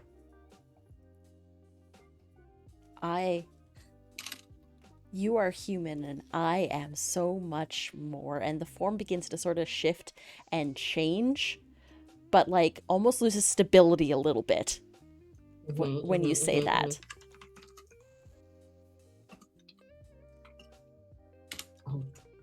Oh, gee, really good. Okay. Okay. That means that the priority goes to me. And Yeah. the score is 3-2. I've Okay. got already what I want. All right, sounds good. So we're gonna do how many? We gotta get to 9 points, right? That's the deal. Yeah, first to 9. First to 9. Okay. And you've already got what you want. Okay, I already got what I want. All right. 1, 2, 3. Parry. Thrust. Yes. Thrust beats parry. Or parry beats thrust. Parry. No. Wait. Parry beats thrust. That's right. I think my character is so incensed that they have no choice but to try and attack, like at least posture forward with this unstable version of the program. Like pulling up closer to this programmer. Yes. To be like, look at me and everything that I am and everything that you are not. Tries to tower over you. And what do you do to parry? I think like seeing a hurt animal, right? I think the programmer expected this from years of like therapy. Like this is someone who's hurt and lashing out, and when they were angry and confronted with a truth that they found to be uncomfortable, they're trying to prove that they're not, but ultimately kind of ironically proving that they are, or it's still tied to this, or they think in this mentality. And so just standing, doesn't even flinch at this like imposing figure that like rises up in front of them. And I think that that that's not true. I think that that we're much more similar than you would like, and I think that scares you. And I think you don't like that.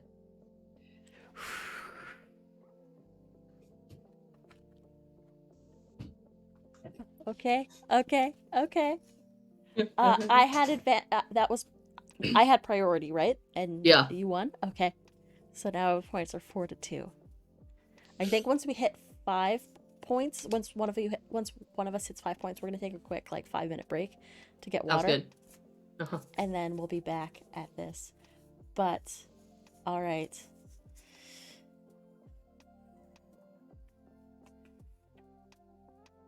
Okay, I know what I'm doing.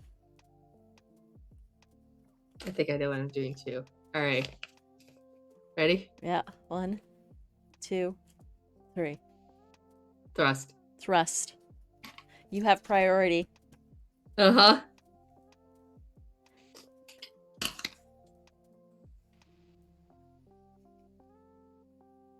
Okay. Now we need to read a thrust tie because I don't think we've come across one yet. Thrust tie means both characters attempted aggressive actions, but the player with priority won the turn by being more imposing, their demonstration of wit or prowess overshadowing their opponent's pathetic jab. I think my character tries to double down and tries to make you flinch, but you don't flinch. You just... I think at that point you look sorry for me. Yeah. Not like... I think... No, go ahead. I think even you're trying to posture, and I think even in this moment, holding the sword in one hand, sheaths it for a second and pulls out instead. So we had a chance to make have two items in our inventory, and I think pulling out something maybe they made together instead. They had spent time together building something, and maybe it was just this like little thing that they had done and then thrown aside because it didn't work with the thing that they were building, but just pulls it out and it's like, we did this together. You don't have to be alone again.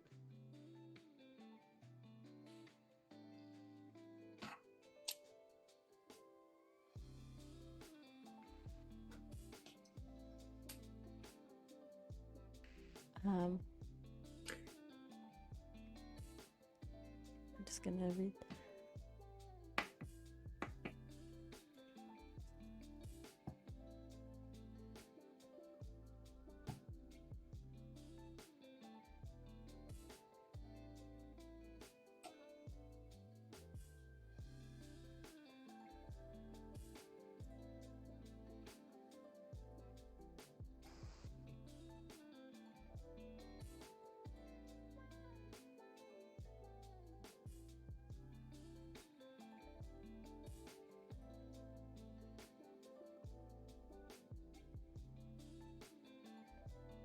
Okay. Okay, I'm gonna... I think I know what I'm gonna do next. One sec. Let me just double check. I have priority, correct? Mm-hmm. Yes. Yes. Because I won the thrust. Yes, because we tied and you won because you had priority. Let me just do...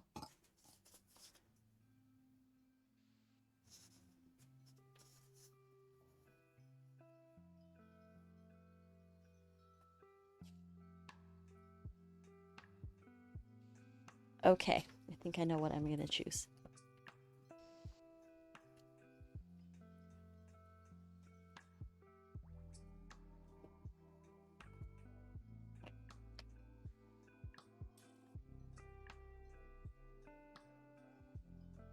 Am I at 4 points or 5? You should be at 4 points. 4 points. Wait. No, you should be at 5 points now because you won. Yeah. Okay. I'm at 2. Yes. Okay. Let's just do a quick recap. All right. First one. No, go ahead. First point was me. Mm-hmm. Second point was you. Uh-huh. Third point was me. Then me. And then you won. Uh-huh. Then you won 2. Mm-hmm. Okay, so I should be at... You should be at 4. 4 then. And I'm at 5. So 1, 2, 3, 4, 5, 6. We've done 6 total... 6 total moves. rounds. Yeah. All right, so I am at 4. Okay, so I've got my next move planned. Okay. Oh, boy.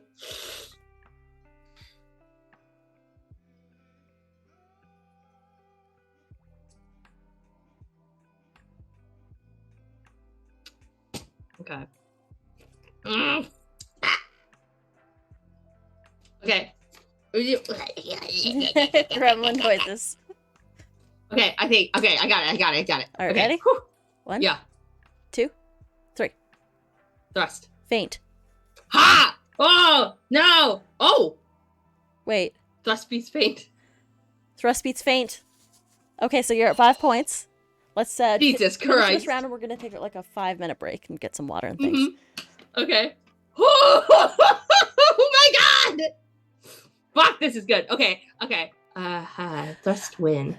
Okay, so I know what I'm going to do as a feint. Yeah. All right, hit me. Let's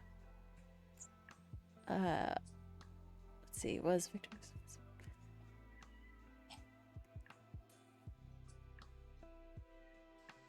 So this is physical action or dialogue that's imposing, biting, or carefully pierces a tender spot, while the loser should demonstrate their hurt. Okay, so go ahead and do your thrust, and I'll show you how I'm hurt by it. Okay. I think we made this together, right? This hacker is imploring to this part that they feel of this AI that is probably more aware that they're very human-like, more than they care to admit.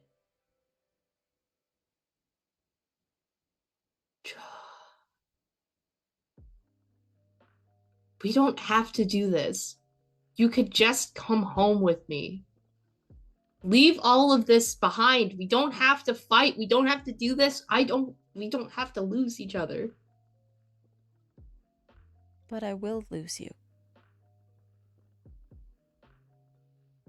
You grow old. You die. I stay here and I live forever.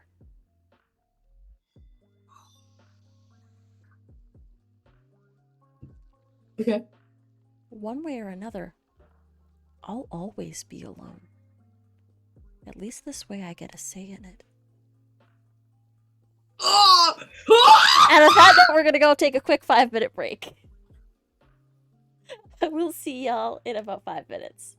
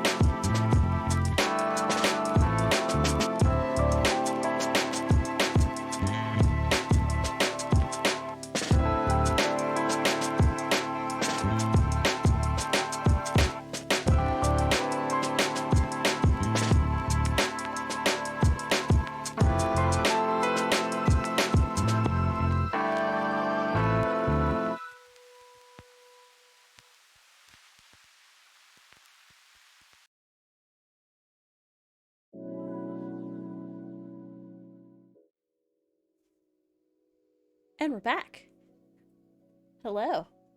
Was it? Welcome back, everybody. We're playing I Am the High Ground, and things are getting a little saucy. Hi, Sidecar Stories. Welcome in. Thank you very much for that raid. It's good to see Hi, you. Sam. All right. So we got another round, don't we?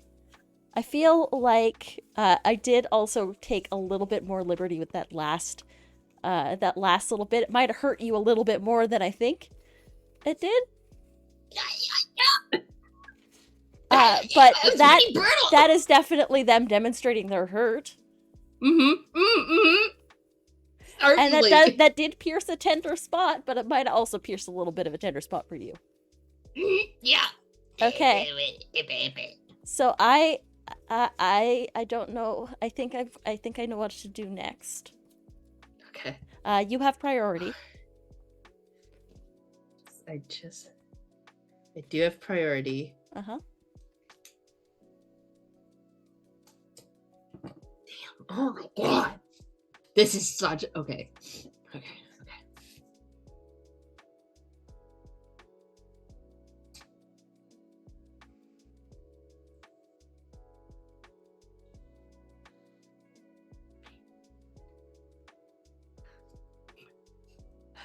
Okay, I got it. Okay. 1.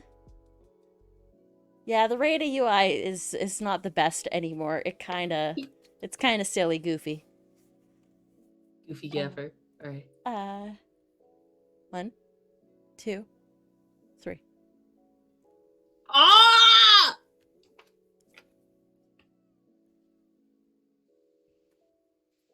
Oh. Okay. Oof. Okay, parry win.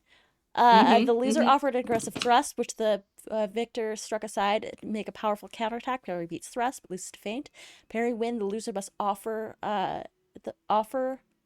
winning player a pitiful insult that the character lobs fruitlessly back at the victor. So I have the high ground. I'm glad you asked, Sidecar Stories. I have the high ground as a 2-player game, where we go back and forth, and it's the moment before the fight happens. It's that banter that happens and posturing that happens before the fight. It is not a skirmish. It's those tense RP moments before the skirmish. And the game ends when one of us gets to 9 points. Darby is currently ahead. And then it goes into the resolution phase. It is a pre-skirmish. It's so good, Sam. Let me tell you, this is fucking great. My brain is so currently big. We are playing an AI and a hacker, a rogue AI and a hacker that are setting up to fight for the fate of the entire internet. But think like Shadowrun, like people are quite literally like, my brain is jacked into the internet. If it goes down, kabooey. Bunch of people's brains just got fried. So we've chosen a very high stakes scenario, and we can also don't forget we can use our descriptors, or not our descriptors, our inventory. What is it? What's it called? Our advantages. Don't forget we can use our advantages. Oh, that's true. What were my opponent in the compromising position? Anita is the AI. I am the AI. Darby is our hacker. On brand.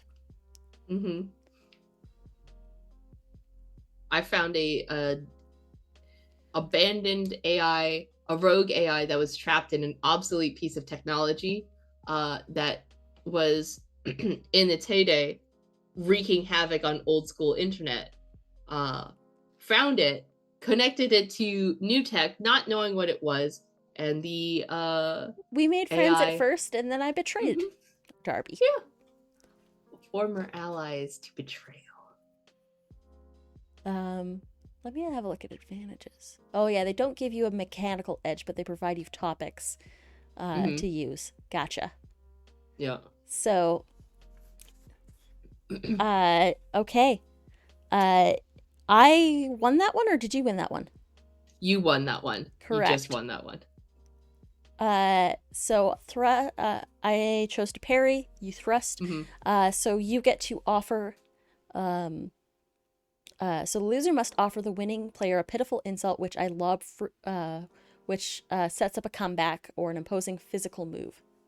Okay. Let's see.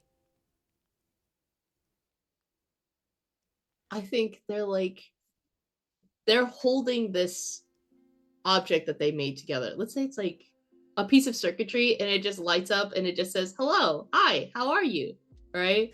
But like Oh, maybe old that was school the way that retro. I first started speaking to you. Yes. It's like you could only give me instructions on how to build like a beeper. Yeah. One sec. Sorry, my Yeah. headphones decided to start beeping at me as though they were dying because technology. Technology. Okay, uh, so it's that little communication device that we built so that we could speak to each other off at the beginning. So what do you offer to me that I can hurl back at you? Okay, so we talked about how my family's dead and you're holding the family photographs in a fire, right? Yes, Uh, correct.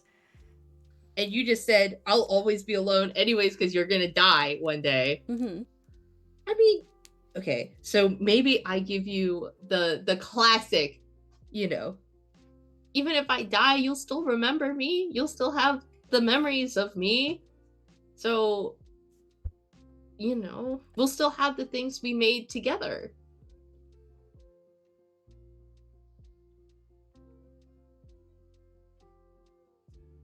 No, if I lose you, I'm going to make sure that there is nothing left. Oh, Jesus. That building you live in is awfully old. Faulty wiring. And the wrong command at the wrong time could set everything ablaze.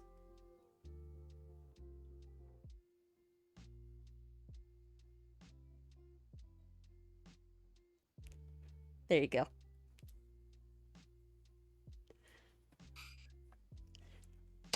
The wrong command to the wrong piece of equipment could set everything up. Why are you so fond of paper, anyways? It's rather wasteful, but very flammable.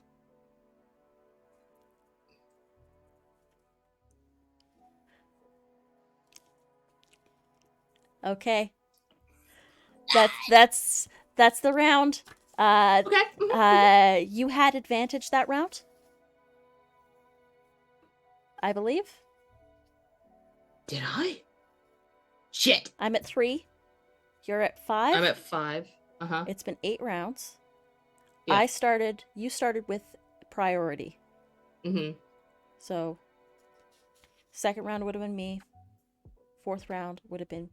Okay, I had priority that round because this was round Okay. 8. So right. you have priority this round. All right. Let's just. Right. I gotta make this real simple. Where'd my Sharpie go?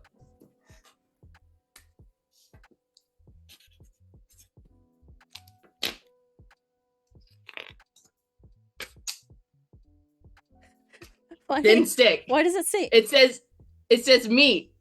Okay. Like I have priority. Okay. You have the high ground. I have the high ground.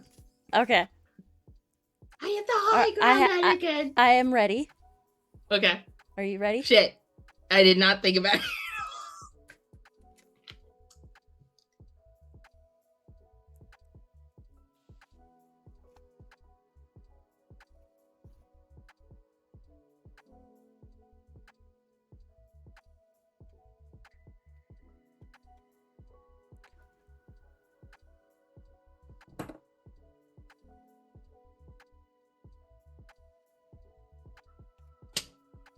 Okay. Ready? Uh-huh. 1, 2, 3. Penalty. What are you doing? Ah, okay. So the penalty move represents your character choosing to utterly disrespect their opponent.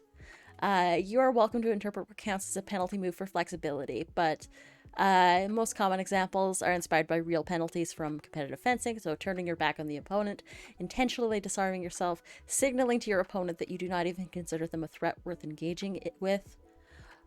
In this game, turning your back must simply imply you're physically signaling verbally or declaring your intent to walk away from the duel. Similarly, to count as a penalty, you must meaningfully disarm yourself of your physical weapon, not just sheath it, signaling your intent to abandon the duel in favor of communication or departure, or simply you do not need the weapon to best them. Such actions are discourteous and rude, and as such, a penalty in the form of a proper duel, but in a dramatic moment of the narrative. I think that after saying that, I say, I don't actually need this to fight you, and I'll throw away the sword made of code. I have control here, and like I said, the wrong line of code at the right place in the right time. Your bodies are so very fragile.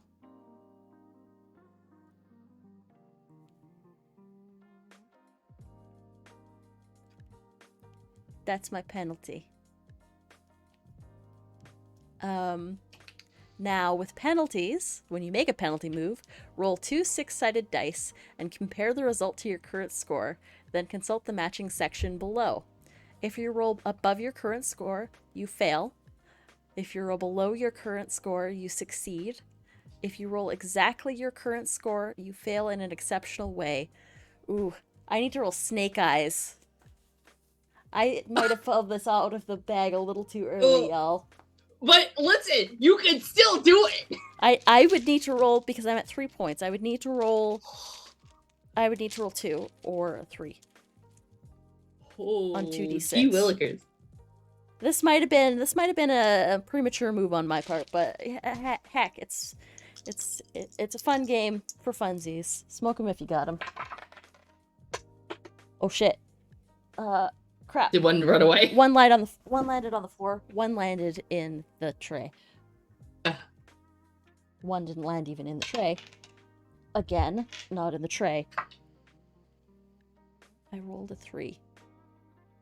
I rolled exactly my current score. I fail in an exceptional way, and you both score a point, and you may strike a physical blow against me. So I have 6 points? You have 6 points, and you can actually strike a physical blow against me. Oh. Jeez. Gee willikers! By golly! God, I sound like an old person. Fuck!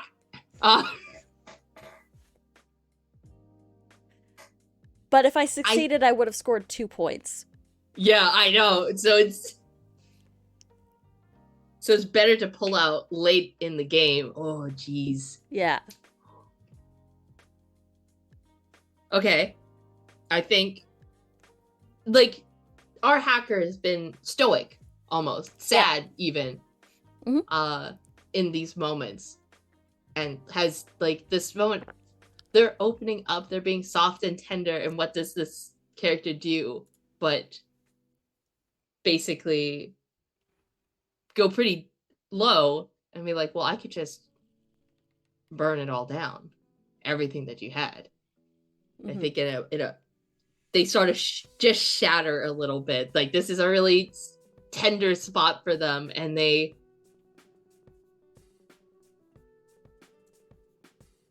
I think they just shove this AI away from them. Like, they've been stepping closer and closer, and then they're like, what if I just destroyed everything? Right? I have to. So you may, if you like. So let me read. There's actually full text to this. Okay. Result equal to your current score. If you roll exactly your current score, your penalty move fails in an unexpected way. Your opponent scores 1 point, and priority alternates by normal rules. In the narrative, you bait a response, but it's more than you bargained for. You still make your attempt to walk away or disarm, but in response, your opponent can take one combat relevant action in the middle of your ongoing duel of posture. This can be a physical blow or something that secures an advantage for your opponent that will come into play during the battle that follows your duel. After the opponent, after after acquiring this upper hand, your opponent must then switch back to a duel of posture. Whether this is to gloat, threaten, offer mercy, or whatever banter flows narratively from this change of in the situation. Play continues as normal until 9 points are reached, at which point the game ends and the battle begins in earnest. For example, you rashly tossed your Astral Blade off a catwalk, which you are standing, sending it clattering until it lands insultingly at your opponent's feet. In response, your opponent might destroy your weapon or destroy the platform on which you are standing, leaving you dangling on a chain above a pit of lava.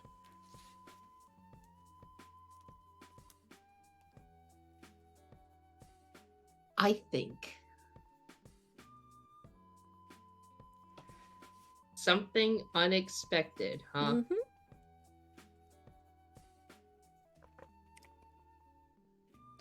Okay.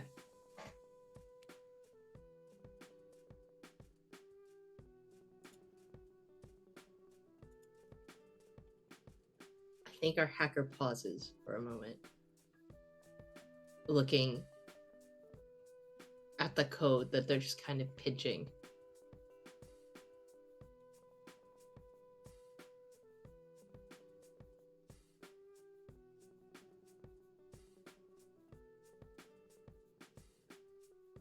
And I think they reach for that code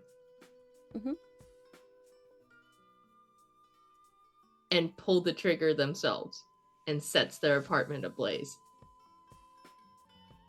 So I just lose all the leverage that I had against you.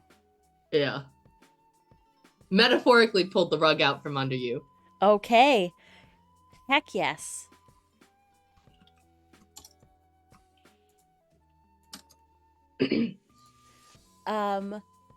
And I think that we're actually going to take a pause on our show there, and we're going to pick this up again next week with the continuation of this game, and we might do another round of this or like another micro game afterwards, but I think that is going to be where we end this session. That is actually probably like the perfect place to end this. Oh my gosh. Tell me what you think about this. Tell me what's the one thing. Okay, right,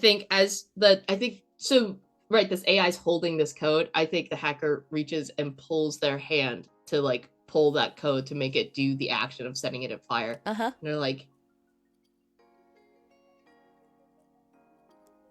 paper can burn, but my heart and mind remembers. And you can't hold that against me. Oh my god. Okay. This game is something else. Y'all. If I had more time, I would totally play this through to its thrilling conclusion. But we're going to have to take a break until next week. Once again, this game is called I Have the High Ground. It is... I can't. I love this game with my whole heart. It's a game by Jess Levine. It's a collaborative 2-player dueling game of banter, posturing, and capes. And you can find it at jessfromonline.itch.io. And you can also find Jess at jessfromonline on Twitter. Yeah. Whew. So we're going to pick this up next week, and reach our thrilling conclusion. But until then, Darby, do you want to just tell everybody who you are, where that you can be found around the places? Where sure. People can see your faces? Oh gosh. Hello, hi, my name is Darby, otherwise known as Chaotic Darby on the internet. You can find me on Twitch, Twitter, and now Tumblr under that handle. Go me. making a Tumblr again.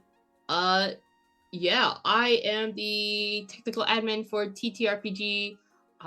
You could so I work behind the scenes for TTRPG, but you can see my face on Weave the Tale on this Friday is our last episode, I think, for our sleepaway game. 2 other players have died. We'll see what happens next. You know, the world is coming to a close. We are deep into the descent for the game Sleepaway. So if you want to see the kind of horrors that maybe our counselors managed to save what's left of the campers, because a lot of them died, you should check us out on Friday. And then on Tuesdays, you can catch me, I guess, on, it's a pre-recorded campaign that's uploaded onto YouTube on Tuesdays, the First Watch YouTube channel.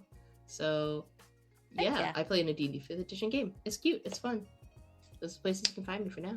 Awesome. I'm Anita. You can find me everywhere at Panita or at Critical Misses. I'm a TTRPG streamer, graphic designer, performer, producer, and a little bit of everything. You can find me here on Tuesdays for this show, because we're going to be coming back next week with more I Have the High Ground and maybe some other games coming up in the future. On Wednesdays, you can find me here again, but just me. I'm premiering a new show called Solo Act, where I play solo RPGs. And I think I'm not quite sure which one I'm going to play just yet. We'll probably decide that come stream time.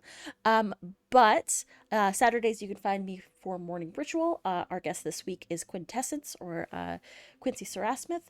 And yeah. Later actually right after this, in about an hour and a half, you can find me over on Gen Con TV's channel for a game of Monty Python. I'm going to be joining the crew for that, doing some Monty Python style shenanigan hijinks.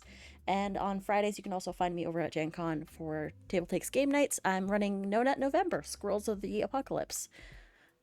Squirrels of the Post-Apocalypse. You're squirrels with superpowers trying to get nuts. You don't want to end up with nutting. Nope. There were cyber geese that have taken over the Pet Valoo. It's a good time. You should come check it out. But yes, that has been me. That has been Darby. Thank y'all so much for stopping by and hanging out. We're gonna go on a raid. Who's online that we can go say hi to? Who's around? Let me just open this up and see. Let me just click on this and see who's around. You know what? Let's actually just head over to Gen Con TV. They've got actually, nah. Girls Run These Worlds is online. Let's send some love over that direction. Again, thank everybody for stopping by. Thank y'all for hanging out. And until next week, we will see you next Tuesday. Bye, everybody.